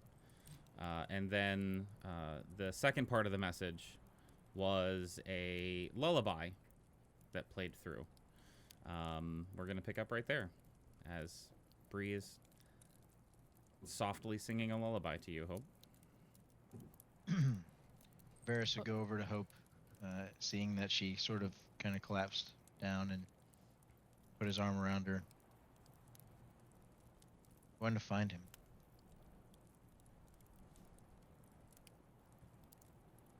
I don't know that I should anymore. That was him. I haven't heard him as an adult. I heard him when he was 8 years old. But that was him. The singing, that's a lullaby he made up for me.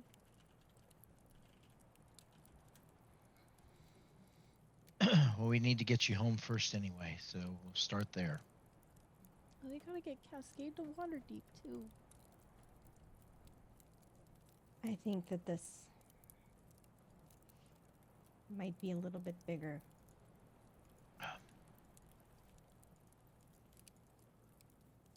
Besides, knowing Delg, I think we can probably come up with a plan to manage 2 objectives with 1 course of action. Is that right, Delg?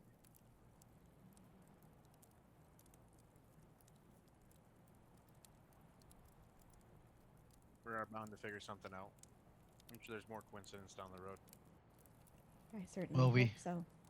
We had always planned to go to Waterdeep first anyway, because we needed to kind of get our bearings and information, so... Bree,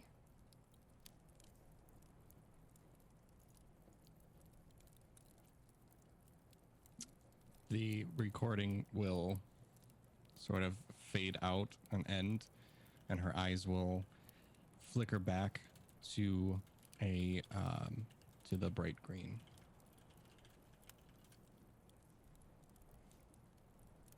Bree,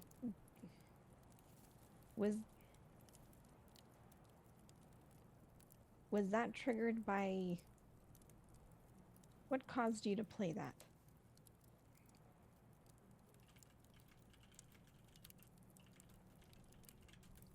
Uncertain. Recordings may trigger based off of key phrases, words, timing events, or manually. Do you have like something like that for Delg then?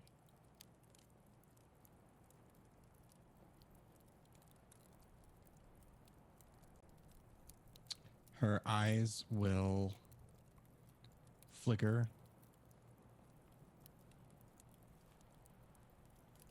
and kind of, it's the light blue scanning.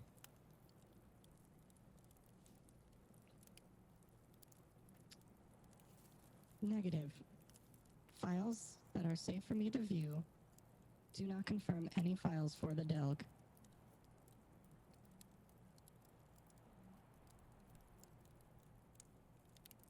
Is it just because of Eldath then? This link between the 2 of you?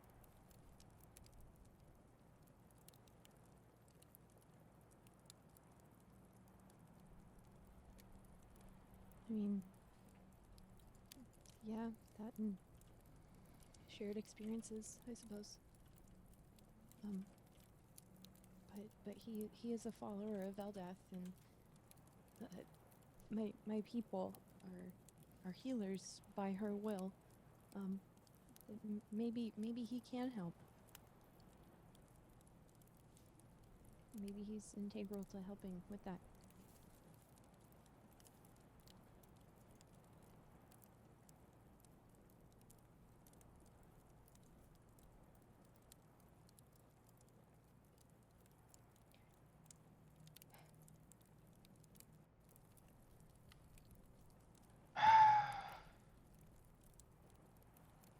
We need to figure out how to get moving.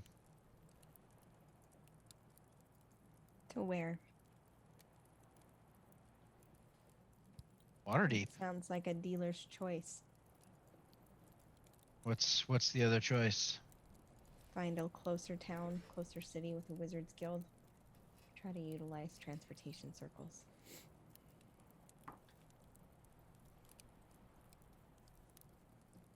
We won't get far without our incredibly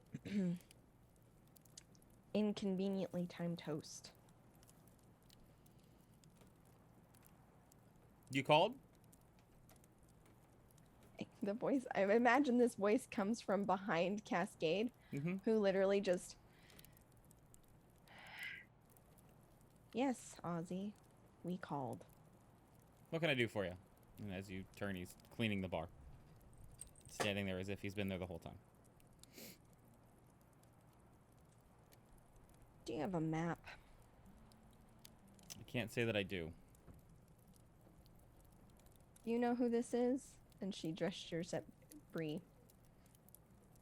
It's, your name's Bree, right? Affirmative. It's Bree. Do you know where she came from? You came from outside, didn't you, Bree? Affirmative. You came from outside. The hilarity of that statement is just has me in stitches, I must tell you, Ozzy. How will I ever go on with this level of comedy happening in front of me? Sorry, I just thought it might be fun to give you a taste of your own medicine, Cascade. I don't care for it. She'll Fair sit enough. down.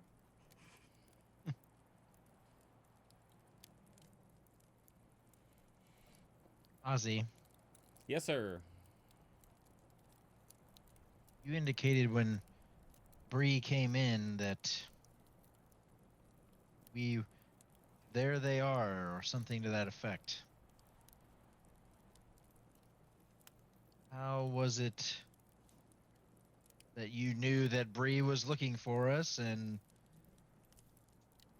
who we were in general? I got word that someone was making their way here. From whom? Raj?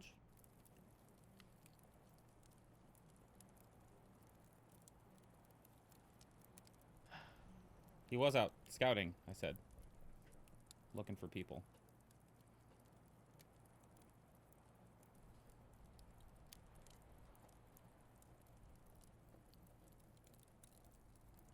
At this point, Hope will kind of, like, climb herself back up to sitting at the table. I'll help you. Thank you. Cascade will also be there. Or, Cascade, I was looking at your name. Bree will be there as well. Thank you. I appreciate it. And she'll sit at the table, and you'll see that she pulls out like a small notebook, and she just starts furiously writing down everything that she just heard coming from Bree.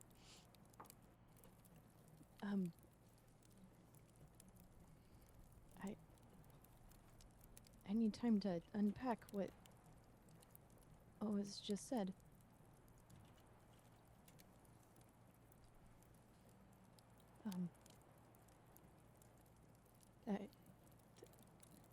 Ever since the fellow went missing, this is what I've been preparing for my whole life.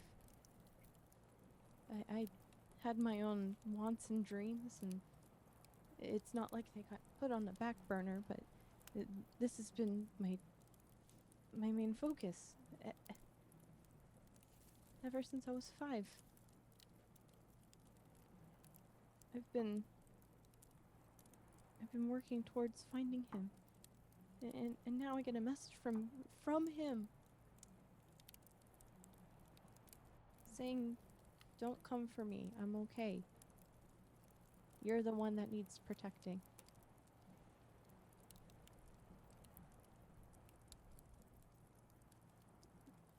My head is spinning. I don't understand. I just don't get it. Ozzy sets a fresh glass of milk in front of you. Thank you.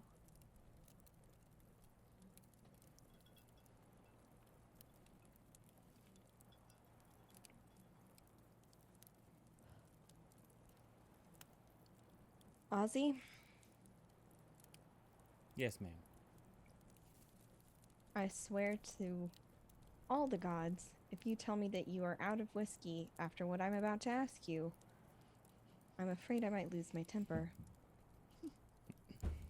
Do you have whiskey? Yes. Hang on one second.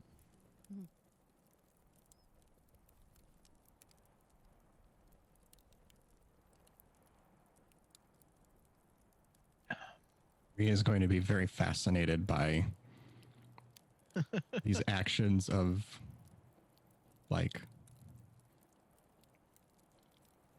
drinking and just kind of investigating how that works. I'm very sorry. Can you guys talk amongst yourselves for a second? Yes. Yep. I'm sorry, Bree.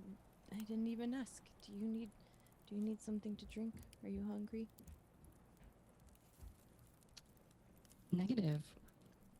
One such as myself does not require subsistence of food, liquids, or anything like that. Oh. That must be nice to not have to worry about that, I suppose. What do you need?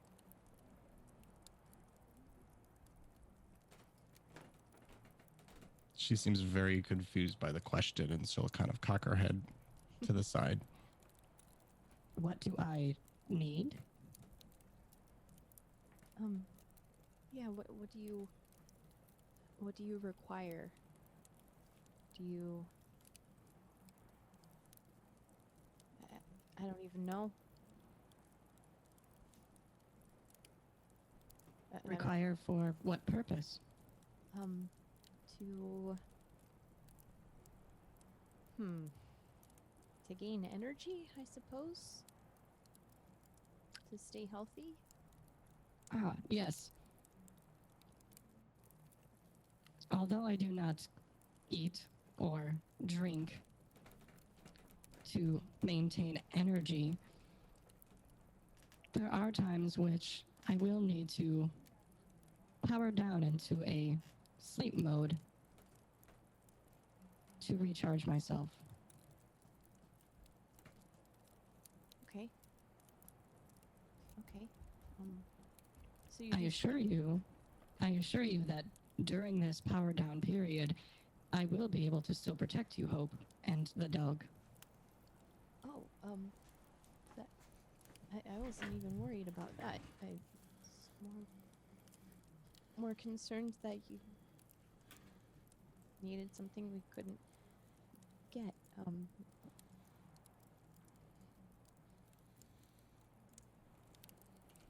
Oh, okay. And Hope will just kind of sit there, like staring at her notes.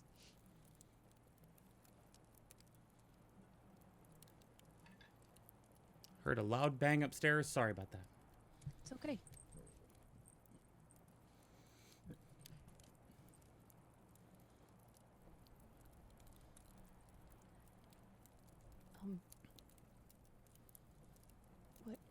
What now? I will require 2 shots. Ozzy puts a glass of whiskey with a very stiff pour in it in front of you.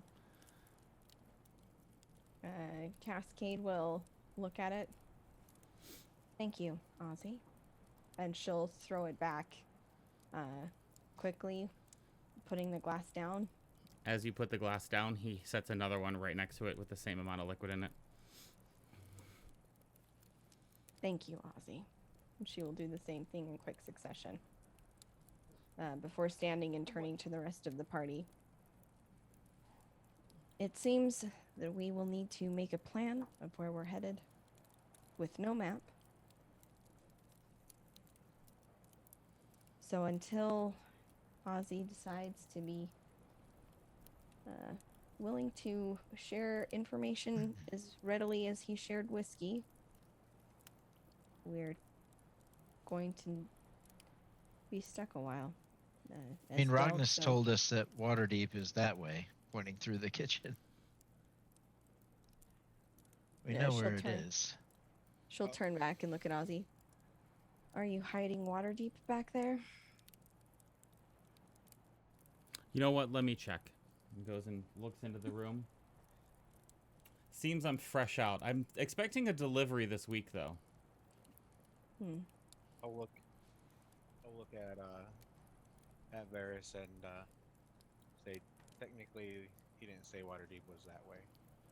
Just as much as he said that I was Cascade's mother. That way would be the next direction for how to get to Waterdeep. And it just Yep, so might Waterdeep's happen, that way. How to get to Waterdeep's that way. or That means Waterdeep's or that Ozzy way. is the one that helps.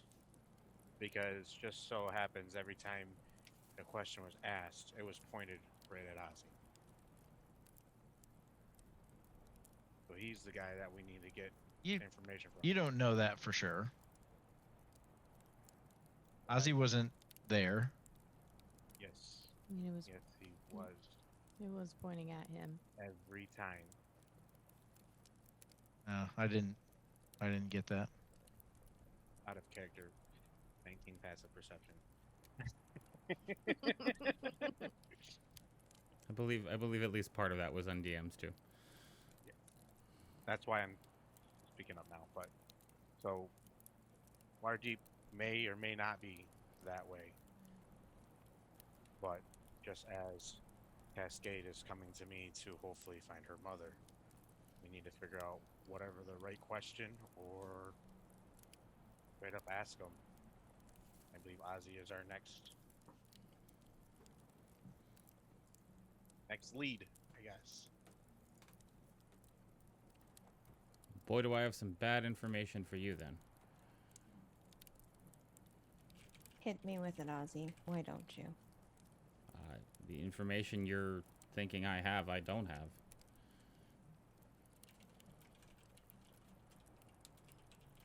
So tell me a little bit about yourself, Ozzy. Where are you from? From all over. Settled down here a while ago. Thought it was a nice place, comfortable. Compared to... My travels. Been all over. Experienced a lot. Thought it was time to settle down for just a little bit. in between jobs, so to speak. Sure. We'll go with that.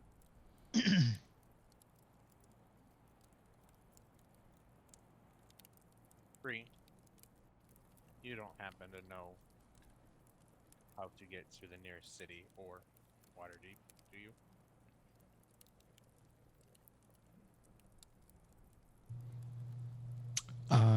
Would I know how to get to the nearest city or Waterdeep?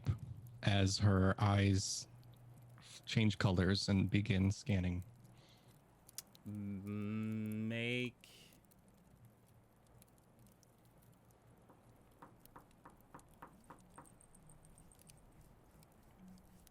Make a history check for me.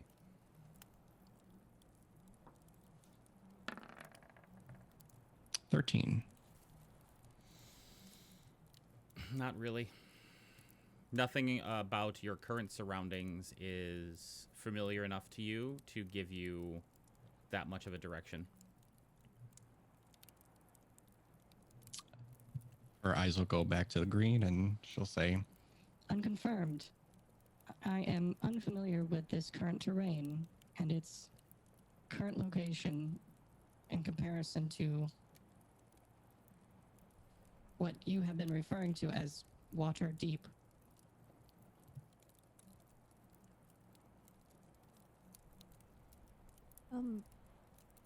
How did you get here then?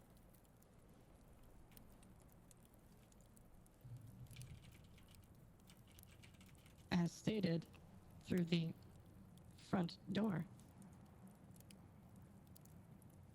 as many creatures are tend to, a door is a opening in which one can walk through, usually from the outside to the inside. I have taken these steps to enter this locale. Riveting conversation, to be sure. Listen, Bree, there's enough of the sarcasm between the two of us. We don't need your help. Sarcasm. I do not have this sarcasm. I am merely stating the facts of how a door and door opening works, traditionally from the outside to the inside. Speaking of, Ozzy says it's lunchtime, and the door opens, and you see Steve coming in, bundled up. Think, Jesus, it's cold as shit outside. And behind him, kind of patting him on the shoulders, is Raj, who seems completely unfazed by the weather. It's like, oh, you're fine. Quit being a whiny piece of shit. Just go with the bar. We'll get you something to eat. Ozzy, is the food on for lunch? And I was like, yeah, I've been preparing it past couple hours. Should be ready pretty shortly. Raj's like, great. I'm starving. I'm gonna head back there and start working on it. Whiskey first, though. It's a little cold outside. And Ozzy kind of slides a glass of whiskey down to him, and Raj disappears into the kitchen. Steve is now saddled up to the bar.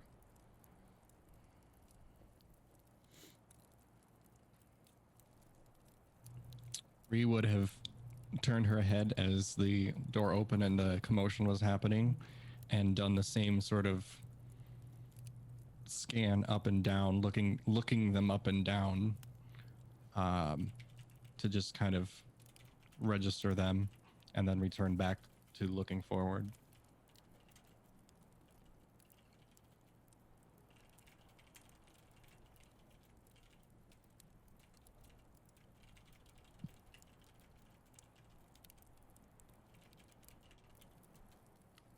What is for lunch, Ozzy? The same as before. A little bit of bread, a little bit of dessert, a little bit of meats. Pretty much all we can get around here. We kind of dry it out and stock up for the winter so that we have enough whenever this prevents us from hunting. Good planning. We can always ask the squirrels how to get to the next city. They didn't fail us yet. A warm smile crosses Ozzy's face. You could definitely try that.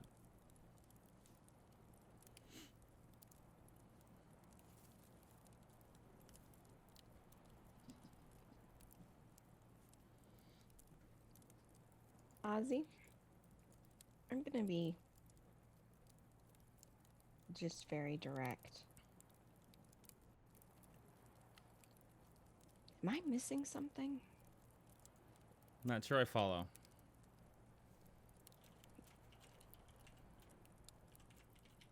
We arrive at this establishment out of nowhere.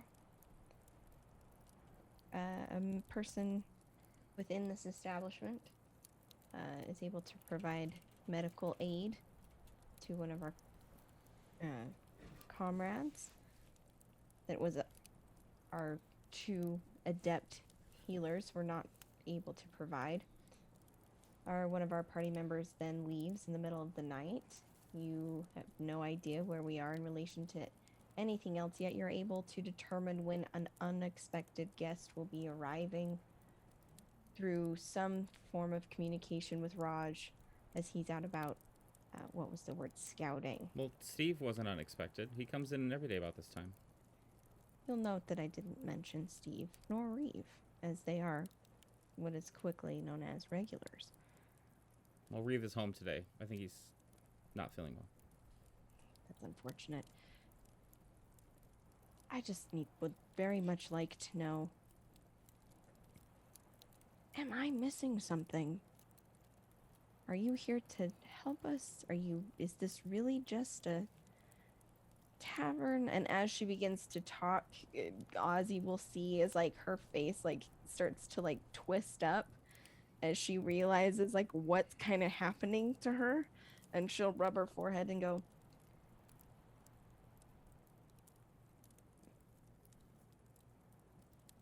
I used to be able to just interact with people and not suspect layers upon layers of motives. It seems this is contagious.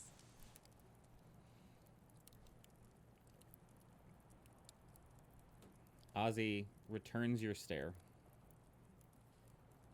And you see like well-defined wrinkles in the corners of his eyes kind of squint up as he looks at you. And he sighs.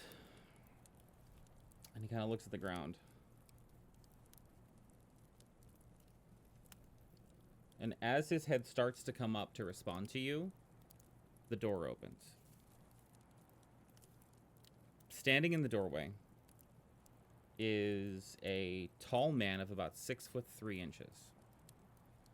He's wearing a long black cloak, jet black, with a hood up. Underneath that, you can tell that he is not only well armored, but well armed. His face is grizzled and weathered, and you can tell that he spent a lot of time on the road throughout his life. He walks straight up to the bar and sits down between you, Cascade, and Steve. And as he sits down, Steve's grumbling to himself, which he has been known to do the whole time, stops. And Ozzy stops what he's saying and stares at this man as he sits down. And then calmly, slowly, and quietly starts pouring a drink for him and sets it down next to him. And then Ozzy leaves from in front of you and has ignored your question. The man in the black cape is merely sitting there at the bar, staring at his drink now.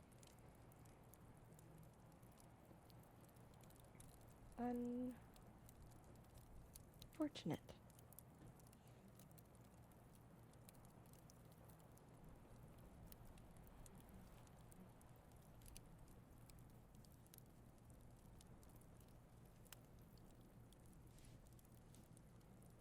What was the drink? Is it just whiskey? Yes.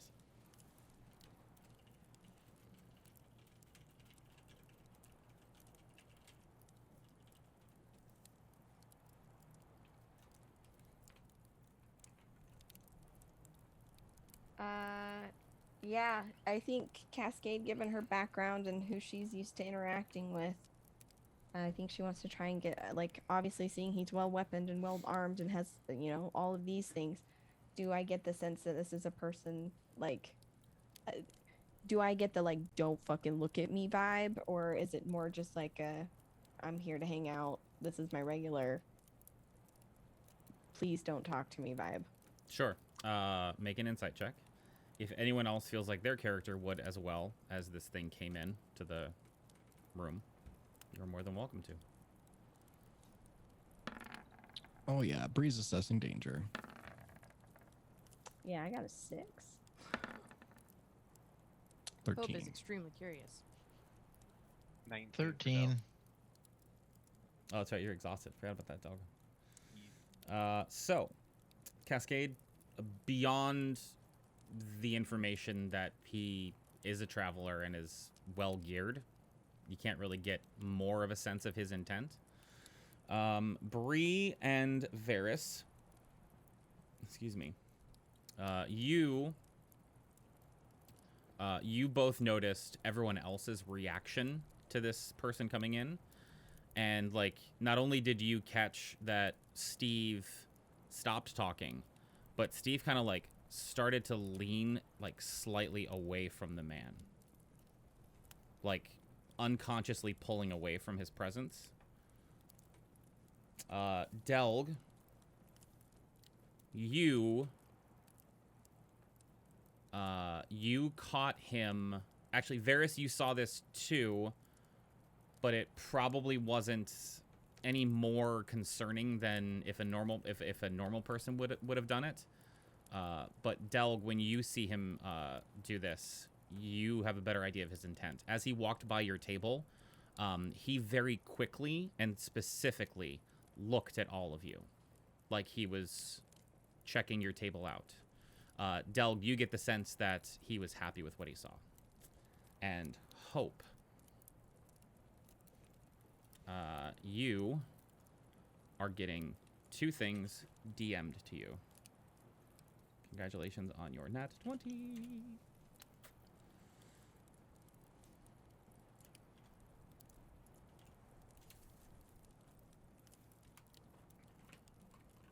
Now, when you say he's happy with what he saw, as in, like... Oh, I found them. Perfect, because Delg is grumpy and has been drinking all morning. I'll give Hope a second if she needs it.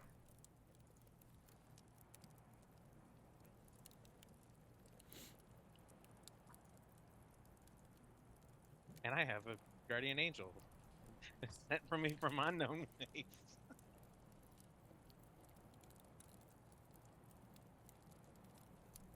I think she's caught up. So Her mouth isn't, but she is. It's those chicky nuggies, man. Yep. seeing that and him sitting down and whatnot, I think I would grab my jug and my cup and I would go up next to him and sit down, pour me a drink, and ask him what he is drinking. What are you having? It's tempting to get a look at his face. I'd like drink and like I kind of like look over at him, see if I can see who it is. Sure. So his hood's down. When he came in, he put it down. And he is, he's that guy at the bar that is literally just got off of like a 10-hour shift and nothing in the world exists except for me and this drink. And he flat ignores you trying to interact with him.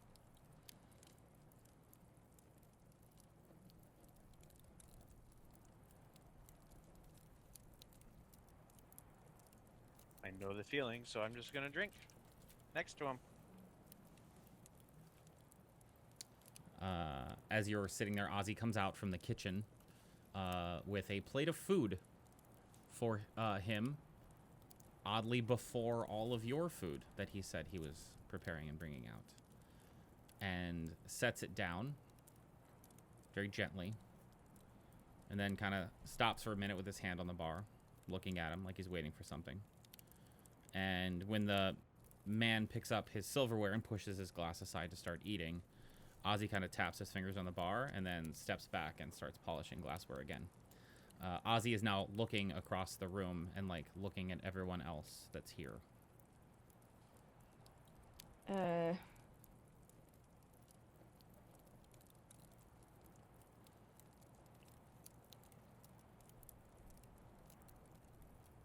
Cascade's gonna get up. She'll tap a couple fingers on the bar and stand up, moving over to everyone else. And kind of lean down to the 3, because Delg's now sitting by the stranger. Lean down and kind of under her breath, quietly to them. It seems Ozzy's even less likely to discuss any matters, given the current company. Perhaps it would be wise to make sure that the current company doesn't get a room.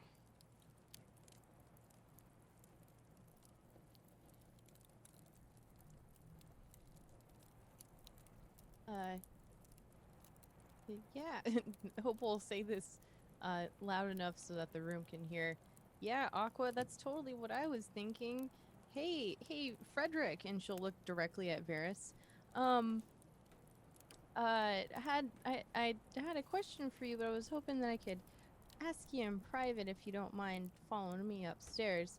I'll see you two, looking at Delg and Bree. I'll see you guys in a minute, and she'll just awkwardly stand up and just run upstairs to where Renault and Mist are. Okay, Hazel, let's go upstairs. How did you know that's the name I picked? What the fuck? That's literally what I wrote down. Bree is looking around because very it's confused. the best.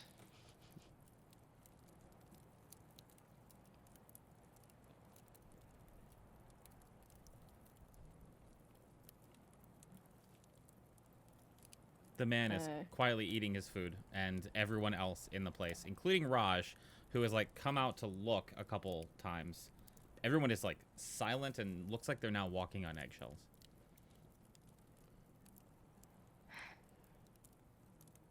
All right, I'll bite. Cascade's had 2 shots. She doesn't give a singular fuck. She'll turn to the man. Are you here often? It seems that the locals are aware of a reputation that you have, sir. You'll have to pardon us. We're new here.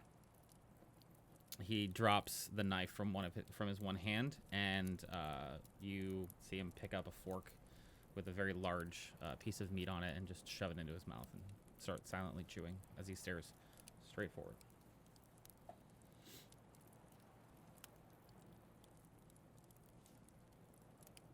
Cascade will look at Delg. And here I thought you were the grumpiest bastard on the planet.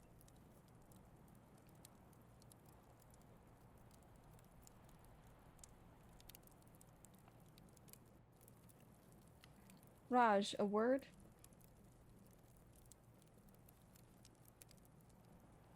If you don't mind.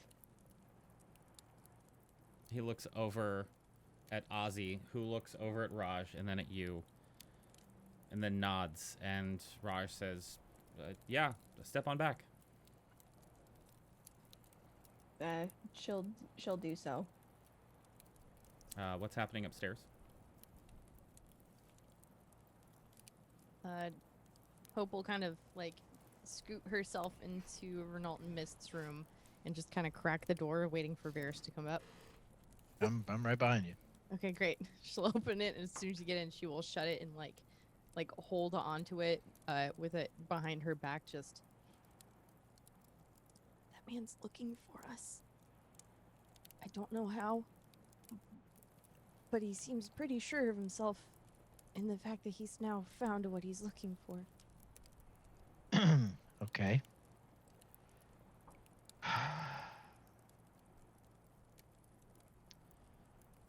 Should probably get him outside.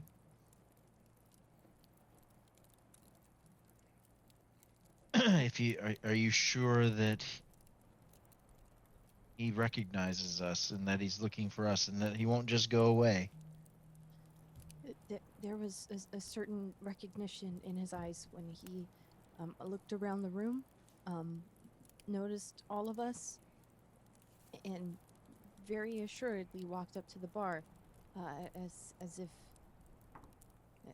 if he was extremely confident in what he had found. Okay. We have to be very careful. And she'll look over towards Renault and Mist. I don't know what we're going to be doing here, but we might need to leave very soon. We'll be ready. If there's a way you can send us a signal, I can... and he kind of looks out the window and then realizes he can't see, so he lifts the window up. I can probably take her out on the awning over there if somebody could help me get her down off the roof. Yes. Yes. I can continue to carry her once we leave if need be. Don't worry about that. Just send word when you're ready, and we'll do what we can. And he starts going around the room and busying himself with collecting their things and their packs and everything. Okay. Grab a blanket as well, so that we can... I can use that as a sling. I kind of need as many layers as possible in order to survive the current climate. So I can't use my wrap. But go ahead and take a blanket, and she'll kind of rustle around in one of her little side pouches, and she'll like take out a gold piece and just leave it out on the nightstand. We can use that as payment for taking anything that isn't ours. Right, sounds good.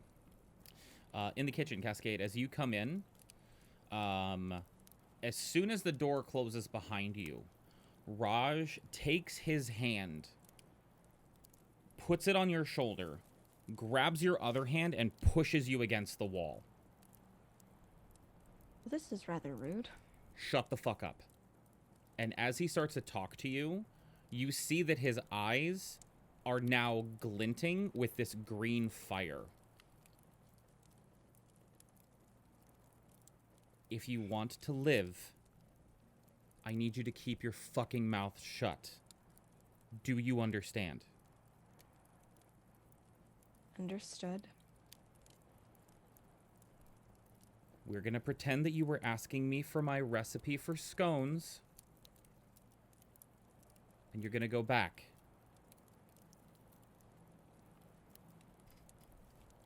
Can I just get one answer to one question? Make it fast. Who the fuck is he?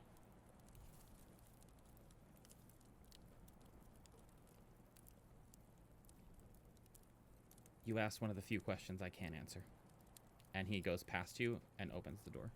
So yeah, it's just, it's really just a couple ingredients. It's like flour and butter, and then add whatever ingredients you want. It's really that simple.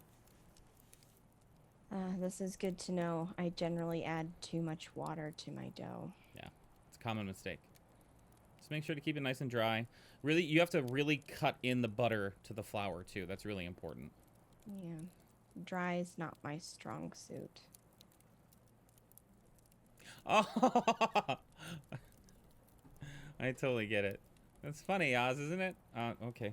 And he goes back into the kitchen as Ozzy just sends him a death stare. Ozzy looks back down at the guy in the hood as he finishes and kind of wipes his lips on his sleeve and pushes the plate back. And Ozzy, with one hand on the bar, stares dead at the man and says, "So are you done?" And the guy says in response, "Now, Ozzy, you and I both know you are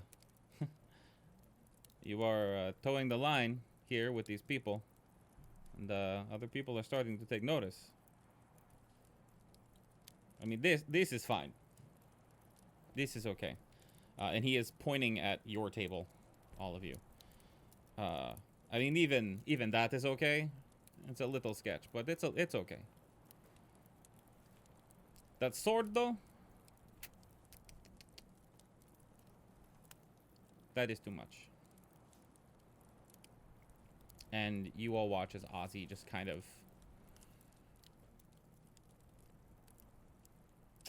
grimaces and nods. And he reaches under the bar and grabs a sword and sets it on the bar in front of the man. I'm assuming everybody that's in that room would be looking right now. Yup. I'm sitting right next to him. I yeah. sat down next to him at the bar. And Cascade is at the end of the bar right there. The sword looks very familiar. It has a very plain blade guard, plain hilt, shimmering steel with an arrow on the hilt. This is the sword that Rognus had before. This is Wayfinder. Now, you know this is against the rules. And Ozzy just nods. I cannot tell you what they're going to do with this information. There may be consequences, I don't know. But, if you could clean this mess up quickly, would probably go a long way. Until next time, my friend. And he reaches out, grabs the sword, and starts to head out through the door. Does anyone do anything in response while he's walking around the room? Or across the room? Cascade's gonna look at Ozzy with a big old what the fuck. He looks at you with a stare that tells you, stop whatever you're doing and just shut the fuck up. Cascade's gonna look at Delg. I'm guessing I'm getting all these glances. So Mm-hmm. I'm gonna refrain from saying anything. The man crosses out, opens the door, and as he walks through the doorway, it's as if the snow isn't even there.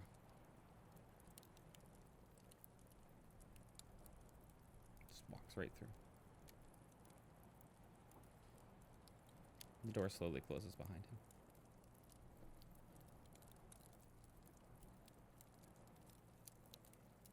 I assume at this point that Hope and Varys will come bounding down the stairs. And the man is gone. What was that? Apparently, that's not a question that's answerable. Okay. Did he just eat and go? Oh no, he did not just eat and go. And she's looking at Ozzy. Were you going to tell us that Brognus had left a sword? Or were you going to just keep that information to yourself indefinitely? He didn't leave the sword.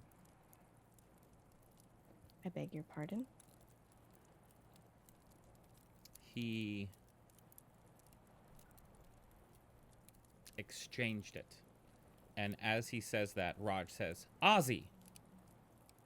And Ozzy looks at him, and, like, you can tell that there's, like, some sort of communication going on. And then Raj says, I'll take care of it.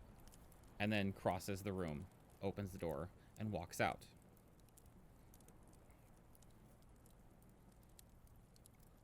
Unless anybody would like to do something or stop him. If I walk out, will things become clearer? It just seems that there's... What if I say something just really vague to you and leave? Do you think that that will... What did he exchange the sword for?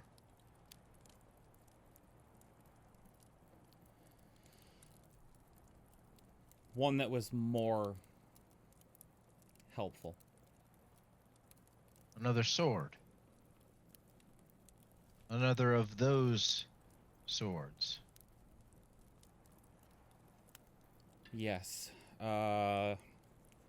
This conversation is getting a little bit deeper than it should. Steve, I think it's time for you to leave. Don't you have a farm to attend to, or a wife, or a sick brother or something? And Steve grumpily stands up and walks out the door.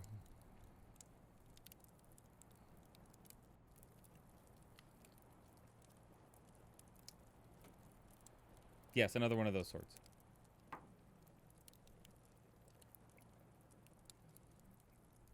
How many of those swords are there?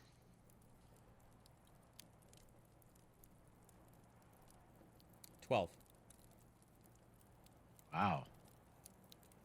Why do you have one, Ozzy? That would be a better answer. Correct, Delg. Tense is important.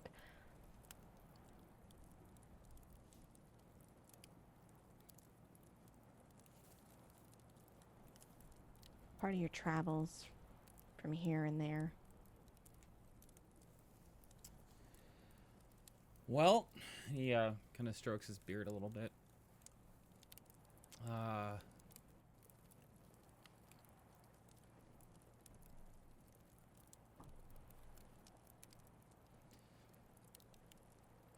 One of a few favors I owed some people.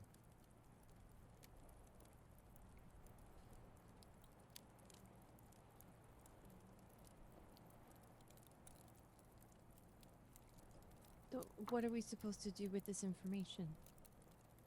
With the fact that Rognus exchanged his sword for something that was another sword that was more helpful to him, and that there's 12 of these things out there? What do they do? What could be so helpful? For Rognus, I can think of a couple things, but What did your friend want?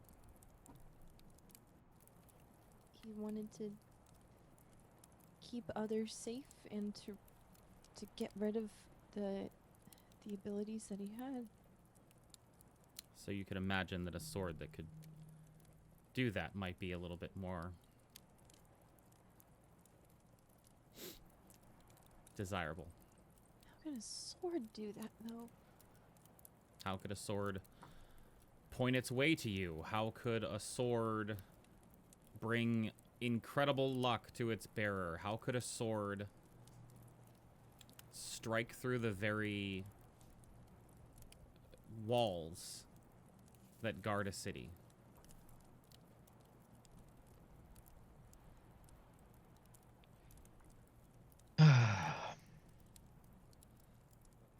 Why did you let him take that one? I told you I didn't let him do anything. He chose. No. You Why put did you the let sword that on. man take that sword just now? Because I'm not allowed to touch it.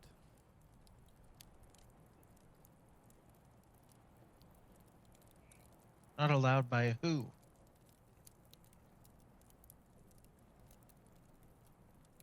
Who are you, Ozzy? You're clearly not some innkeep. Well, now you're just asking questions I can't answer, Varys. Why can't you answer, though? Falls under the same category, Hope. I wish it didn't, but it does. Are we stuck here? No. Safe, yes. Stuck, no. How will you be cleaning up this mess? Getting you back on track, sending you on your way. It's just a pit stop at a crossroads, really. Our track or someone else's? Yours. And yours, Varys. And yours, Hope. And yours, Delg.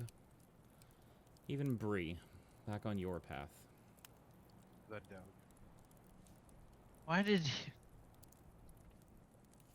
Why did he say that having us here was towing a line? What is your purpose? Supposed to be here?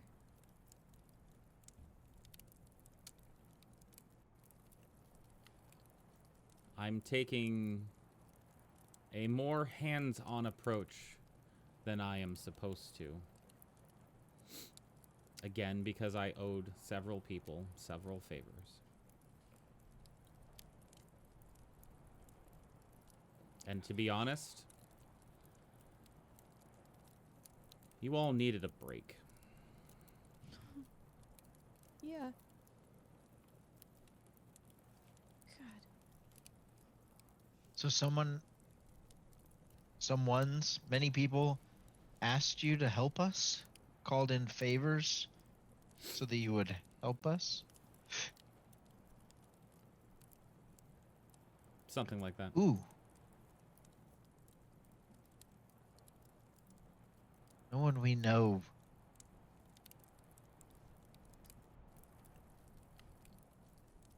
I'm so confused. I know. You have to understand that we've been starved for information for as long as most of us have been working together. Hope, have you ever stopped to ask yourself why? Does it seem natural that you're in a perpetual state of not knowing what's going on? I ask myself that every day. I pray to Eldath every night and every morning for answers. I know. How do you know, though? I know you can't answer that, but how do you know?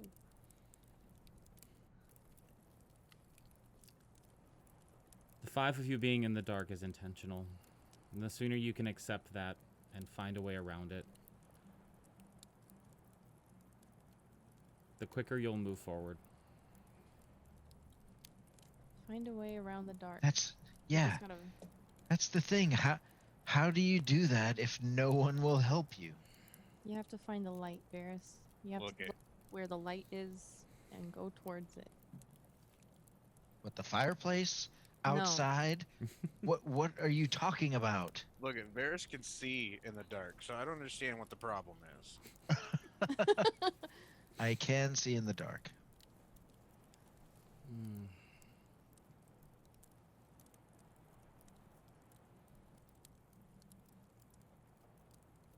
There are some questions I can answer, but they are very few. You have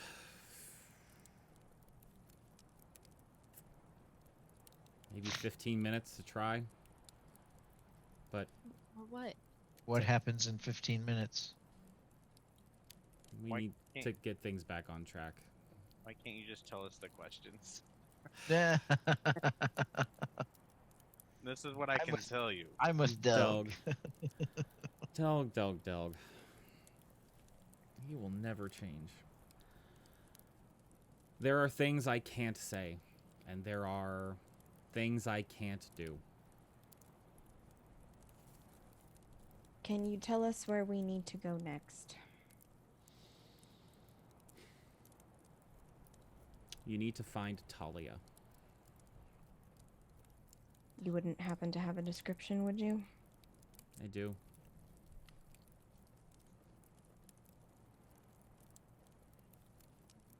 Would you mind sharing it? I can't. And where might Talia be? I can't say. Can't or won't? Can't. Does she mean us ill will? No.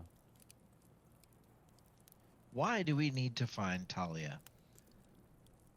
Because she can answer the questions that I can't.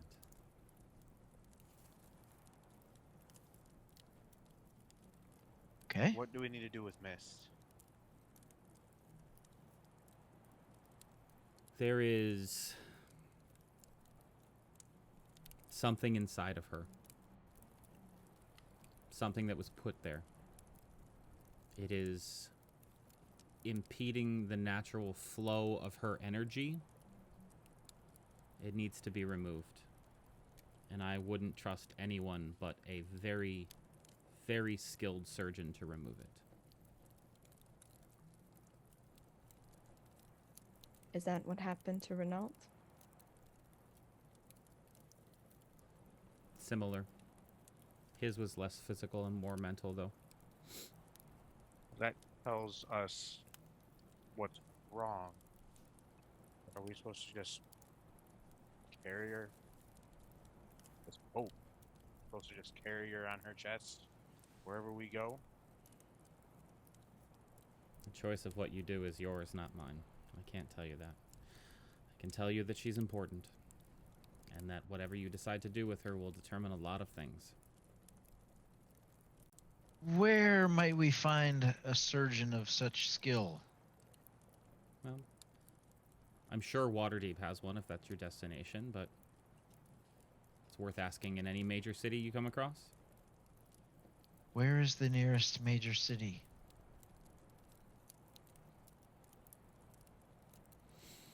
Not sure.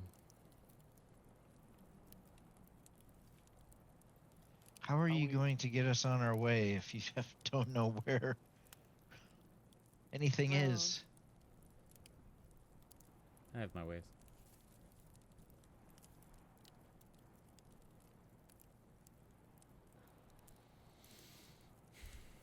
For what it's worth, I wish I could say more. You all mean a lot to me.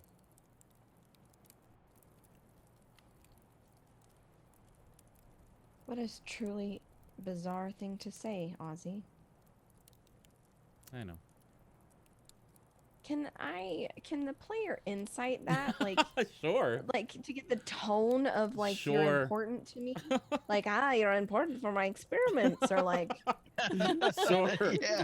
Yeah. Please roll an Yep. insight check. I'm You're an totally important getting the part of Matrix my vibe. ant farm. a 15. I will try that as well. Yeah, please. Nope, I did not get it. I mean, this conversation is to all of you, so everybody feel free to go. It's fine. 13. I or, just well, think 15, he really likes me. 15 for Cascade. What are the other rolls? 20. Yeah. 20 for Delg, 24 for Hope. He is genuinely. He seems sad. Like, it seems like a goodbye conversation that he doesn't want to have. I will say that Hope and Delg, you both notice that he's glancing in your direction more often.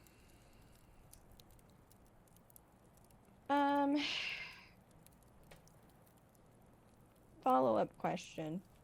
He seems sincere with what he's saying. Do I get any sort of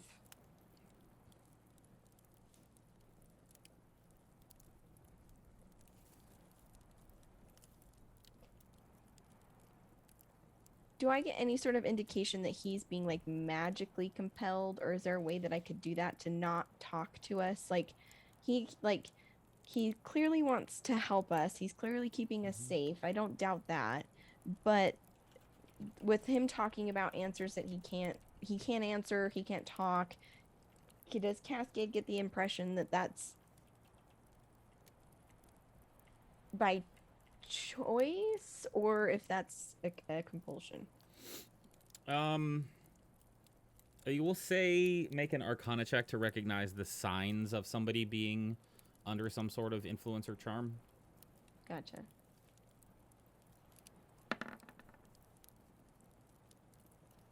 Oh, that's a crit fail. Cool. You're muted, Doug. Cool. I have a luck sword. Reroll it. Oh, thank God. It's once per day, right? Yes. That's better. 15. 15. It seems like it doesn't seem like it's magical in nature. It's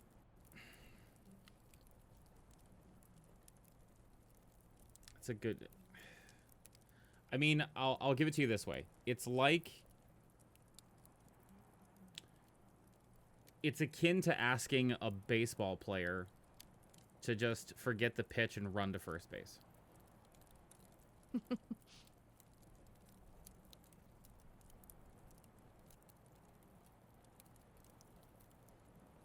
Like, sorry, just so I, like, Mm-hmm. he has a purpose, he has a game that he's doing.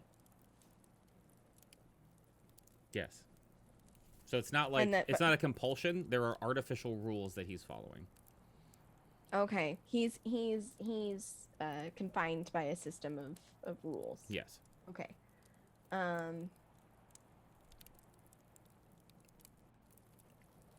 Ozzy, Delg. can we trust Cascade? Yes. Oh, now you know you can't, Delg. How Let that- unfortunate. Let I that won't be the survive the night. please.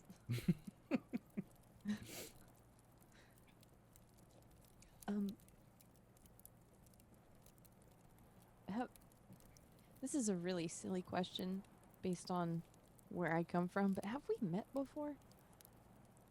No. And you don't know where I live? I do. Okay. He just doesn't know how to get there because he doesn't know how to get anywhere. He's not sure. It's all very confusing. I think this is my last question, Ozzy.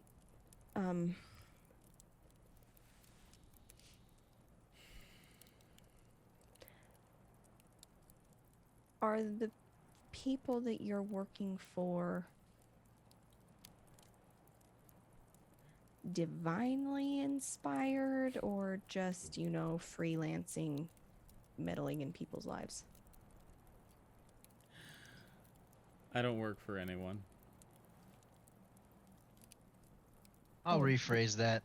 Are the people you are playing with fill in the rest to what she said? Paying the favors too. Some.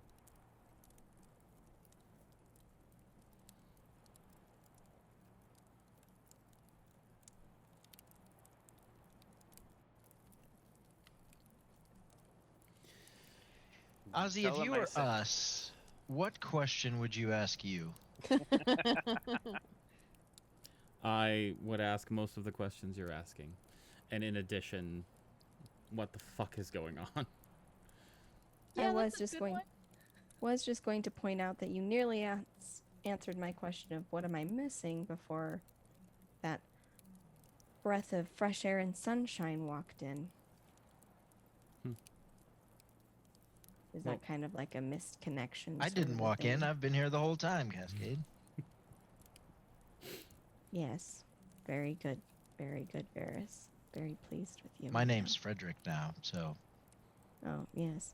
Sorry, Nice. that was just because I thought he recognized who we were, and I wanted to try and pretend we were It's- different people. it's fine. Is that how you see me, though, as a Frederick? No, not Seems at very all. uppity. No, My name is Frederick. I mean, I would just call you Fred at that point, but Hmm, no, you're Okay. Varys. it's fine. It was fun. And I'm sorry, Cascade. I didn't It was fun not being Varys for about 10 minutes. I didn't mean to qualify you with the name of Aqua. I just kind of froze and. It's fine. It's fine. I'm told I'm that sorry, I have... Cascade. No, Go it's fine. You guys are adorable. I don't know to take that as an endearing way or as a creepy. I don't know. Cascade, what was the question again? Yes. What am I missing?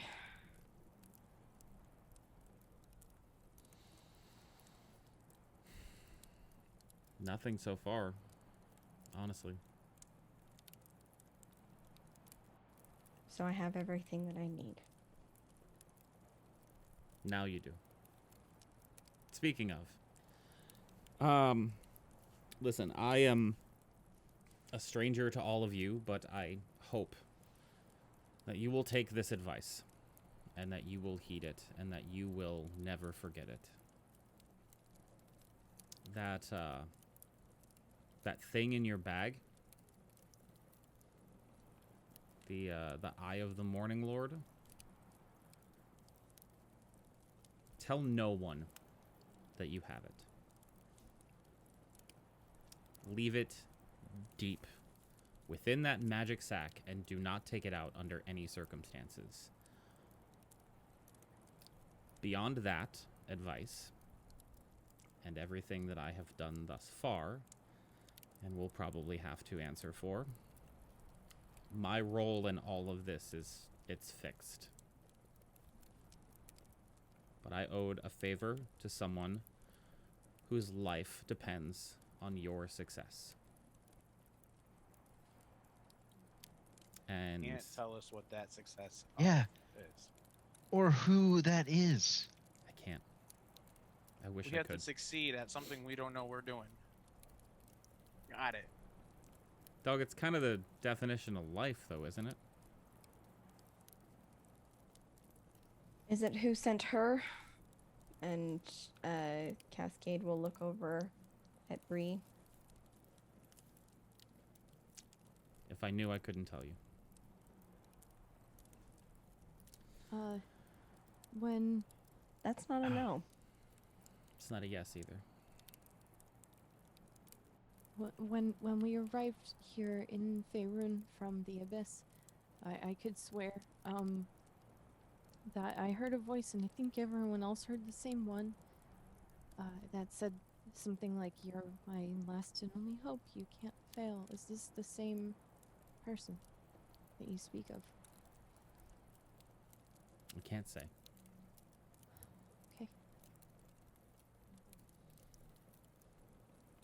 Is this a poker game or is it chess? This is chess.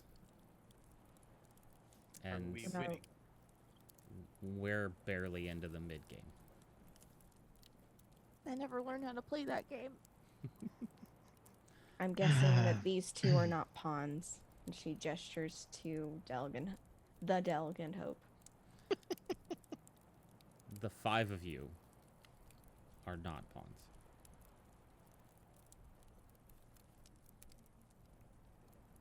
Fuck. Okay, someone has to teach me dragon chess like really soon. Okay, like Listen, the problem is, and one of the reasons that I decided to step in, is because someone's not playing by the rules. And that needed to be addressed. Is that someone named Angela Morningstar? I can't say. Aldenak? that too. I don't know why you think I can say yes when I continually say I can't say. All right, you can't say yes, but is it a no? They're rather persistent, Ozzy. Oh. Well, considering Aldenak and Morningstar did whatever that is to Mist and Renault, I think we don't need an answer to his question. Can But- you tell me who Doran's father is? I can't say.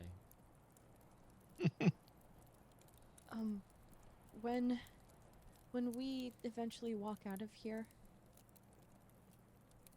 are you still gonna be here? Or was this just a fever dream, a construct in order to keep us safe?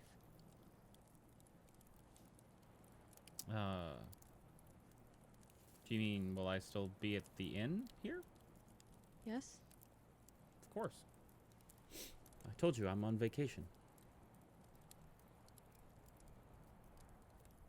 I Looks have at him behind the something bar. of It doesn't yours. really look like vacation.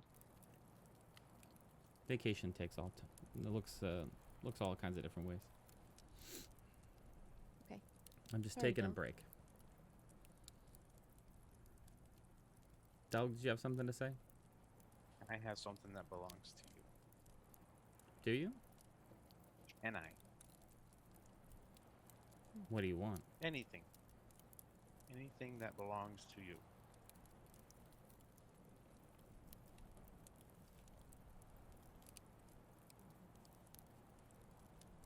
I'm afraid I don't understand. For remembrance purposes. The help. You see, Delg's a highly sentimental person. I like to keep things. Is that why he was collecting all of those dead bodies and bones and things? Yeah, he really cared about all those creatures. He wanted to remember them. Yes. I gave him a proper burial. You did. I can see why she likes you, dog. What do you want? It don't matter. Something of yours. Anything. He reaches into his pocket and pulls out a small metallic horse figurine and sets it on the bar in front of you. Thank you. When when you just said I can see why she likes you, who did you mean? Is it who I think it is? I can't say.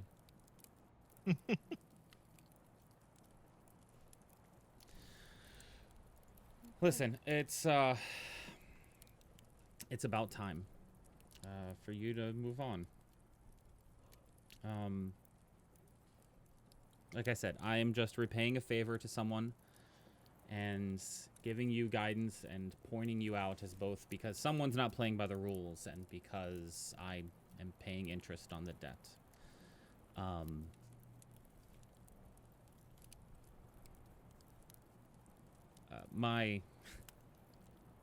I know that my daughter can be challenging at times, but I promise she is rather fond of the two of you. The storm is storm's over, now. You guys should be able to head on your way. It should be safe to travel. And if you don't mind, I'm going to get back to my pastries. And he quietly makes his exit through the kitchen, and the door closes behind him. You just said daughter. That's what he said.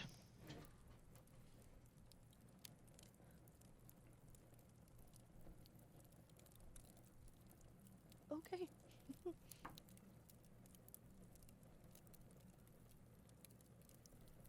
Okay.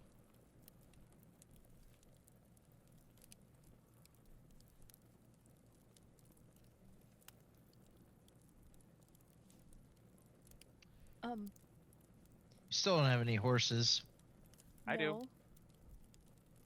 What? You have horses? I hold up my little metallic Oh. horse figurine. You do. That's not helpful, Delg. Does anyone have anything of Rognus's other than the things that he left? Because those were his, but they were mostly found in our travels. I kind of need something of his. Do you happen to have something in your bag of holding that you were storing for him, perhaps? I don't know. Oh gosh. I don't. I was just thinking of trying to parse out the best path for us. And there is something that I can do for that. But it requires an item from the location that we're attempting to get to. So I figured, Cascade, do he gave you us have cards. anything? No, he gave us all cards to go to his bar. oh my gosh. He did. I mean, Cascade is from the same place you're trying to get to, That's right. I mean, I could use this card. but the Mine card would works be- too. The card would be more of a sure thing. Mine items are Card have a probably even has tendency an to edit. move. Are we leaving right now? I get the impression that Probably should. you Yeah. probably should. Okay. I'm gonna go get Renault and Mist really quick. Gosh, I hope they didn't go out on the awning. And then I mean, we didn't send a signal, so they shouldn't have. that's true. That's true. I would have sent a message to him. Let me go get them really quick, and then we can figure out where to go. Okay. Run upstairs. Go tell them that we're leaving. So as you Make come sure. through Yeah, the door, you see Mist kind of propped up on the bed next to the window, and Renault is right in front of you, Mhm. and he is just staring at the window. And as you get his attention, he takes a beat and then turns away to look at you, and you can see out through the window a bright, sunny day. And trees 10 feet from the window. Is it still snowy out? There is no snow whatsoever. Okay. How long ago did that do that, Renault? It just changed a couple minutes ago while I was watching it. I am so sorry. That must have been extremely disorienting. We have to go. Things are a little bit better now. But I'm ready to hold on to Mist again. Hope is just staring out the window as the trees sway a little bit, just kind of mesmerized. Yeah, we should definitely get going. There's nothing. This is not a good place to stay. And he is just staring out the window, not moving as well. Okay. Let me grab her, and she'll just kind of like still stare out the window, but like wrap Mist in one of the blankets and tie her around like a sling, so she's still like holding onto her like a baby Bjorn kind of thing. Mm-hmm. And then still staring out the window, just take hold of Renault's shoulder. Back this way. We can go down the stairs. You don't have to climb out the window anymore. Yeah, sorry. Yes, of course. Lead on. Yes. Okay. Sure. And he follows you out. Okay. We'll head downstairs, and Hope will very gently place Mist down in a corner chair, so she's in the chair and still like propped up against a wall or something. Hold on to her for a second, and you'll see Hope kind of scurrying through her belongings really quick, and she'll take out a small pouch that has some like ivory sticks, and then she'll also pull out the card that Rognus gave everybody, and place those on the table, kind of crouch in front of the table, her head down in prayer, and we'll just hover her hands over the items, and she will cast Find the Path.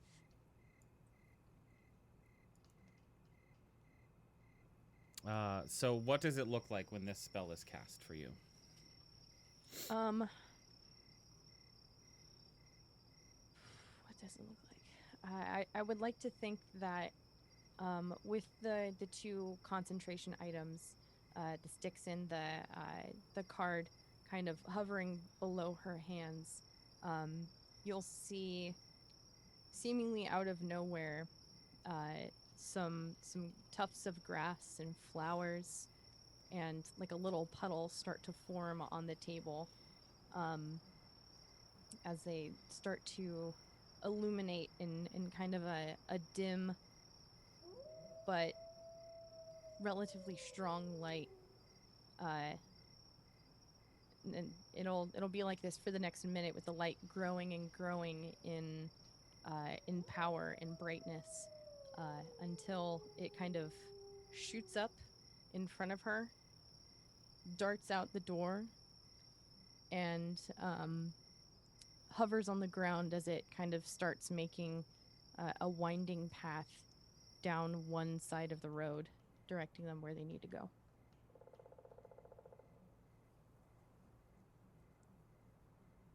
I will confirm all of that, but I will say nobody's opened the door yet.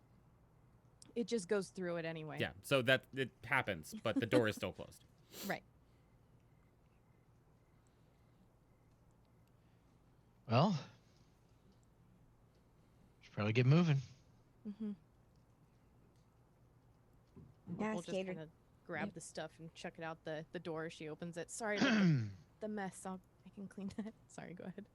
Yeah, Cascade would just grab her stuff from her room, take a deep breath, and that kind of, calm before returning back to chaos. She'd also take one of her sheets of paper and go over to the bar, summon a quill, and write out a few lines in clean script. Fold the piece of paper up and lay it on the bar. And walk outside.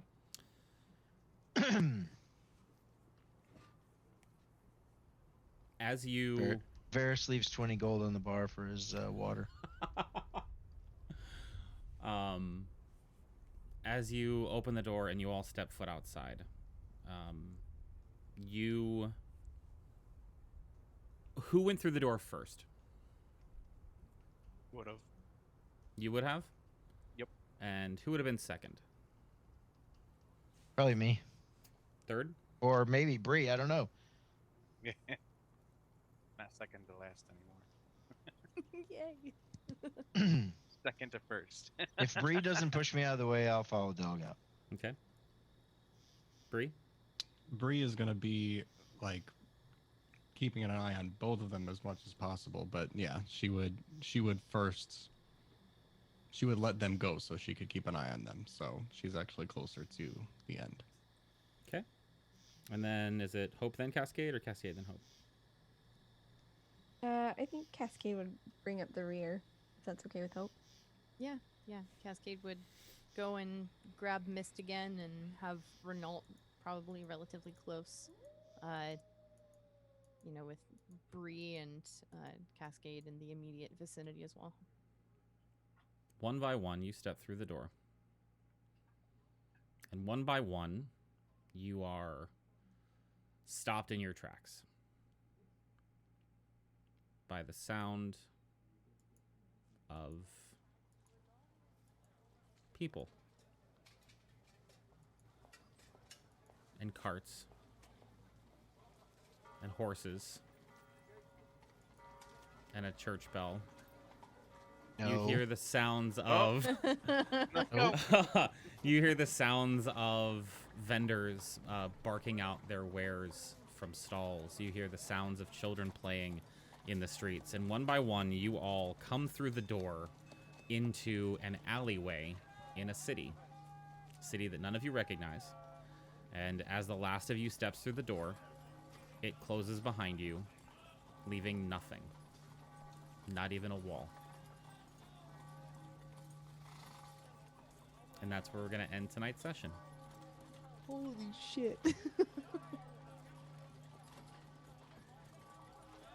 My brain. Boo, boo, boo, boo. So what'd you guys think? Tonight's episode session. Very good. All right, I'm going to I ask love Bree. I love Bree too. I love Bree. I'm going to ask the question, who do y'all think Ozzy was?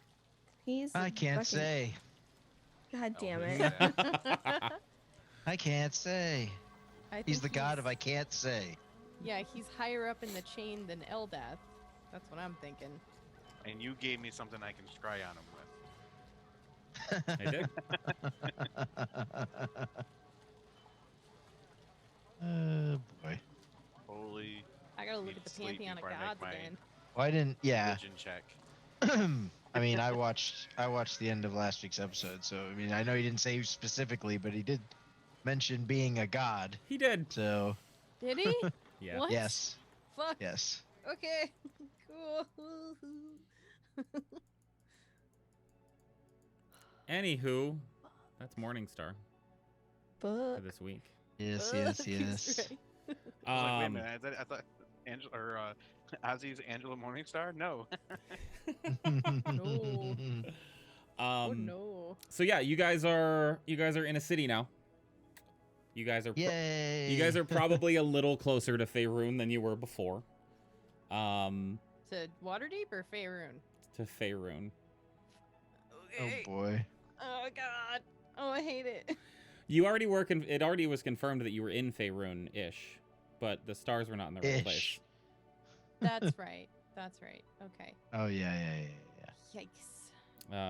So out of character, you guys are a little bit closer to where you're supposed to be. Well, we're not in Berlin. You're not in Berlin. You did not hear the sound of bombings as the God.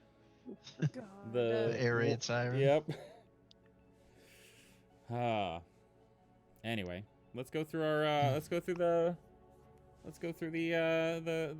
horn. Round the horn. Introduce ourselves again. All right. That's me first. I'm Chum. Go by Chum Nation on the internet, and I've been playing Varys Selvarin, the High Elf Warlock. And what we got this week? Godswallow on Thursday. Mhm. Yes. Mm-hmm. So excited. And yep. And then back here next Sunday, as always. So keep on coming back. Joe. Hello, I'm Joe. I go by the Nation of Joe _ on Twitter, and I am here now. I'd like to introduce you all to Bree, the female Warforged I don't know. Should I say that part yet? Or I kind of want to know. Just come on. It's for on the fun. it's on the It is it's on the screen. it's on the screen? Oh, okay. Yeah. That's true. Female Warforged rogue fighter, and also it's in her title. Like she's a Yeah. battle rogue. So That's so good. excited to start this journey with a new character and all the potential that she has. I've got nothing else coming up this week. I really am looking forward to whatever crazy action is happening in the Monster of the Week stuff. So definitely tune into all of that. And I will be back next Sunday. Catchy. I'm a catchy. I play the dog. Yes, the dog. Stone Thank Shape you and for Tree this Jumping, God gift. praying. Used to be enfeeble-minded, looking to get married, and Cascade's mom. Question. Yeah, I'll be here next Sunday, ready to go. Pretty excited. See how much trouble I can get Brienne. And also confirm that we can trust Cascade. A literal god just told you can trust her. We don't know the little Fair. god yet. Fair. Hey man, I will talk to you about that. That's okay. We can have our LDAP power moment. Hi. That's me then. I'm Osiris Franco. I played the one, the only, the untrustworthy Cascade Traylon, the Water Genasi Order of the Scribes wizard. If you like my face and the words that I say sometimes, you can find me on Twitch and Twitter at Osiris Franco. As for where you can find me, you can find me here in Nat 20 in shows like Roundhouse, God Swallow on Thursday, which has been mentioned, Morningstar, Beyond the Tides, and Smash Cuts, and all the fun things as they happen. You can also catch me this week over at TBK Roleplay, where we play a Curse of Strahd Dark Echoes campaign Saturday morning. And in the evening, I will be GMing my own campaign, The Bard's Refrain, where the party has been worked to a snowy field. And that's about that. Yeah. We're going to have to resolve a lot of what happened last session. You can catch me here for Morningstar as well.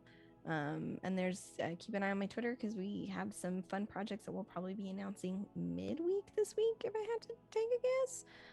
So yeah, that's all I've got. Going on over to Ash. Oh, hey. Ash, go by Ash and Rabbit here on Twitch and over on Twitter. I played Hope the Feels Furbolg, and she's a life cleric and questioning everything that it means to be alive in this world. Oh, God. You can find me here every Sunday playing said character. This week, for the Monster of the Week campaign, Roundhouse Godswall, which after watching last week's episode of Roundhouse Whitebridge, I just have all the feels. It was so good, but what the fuck?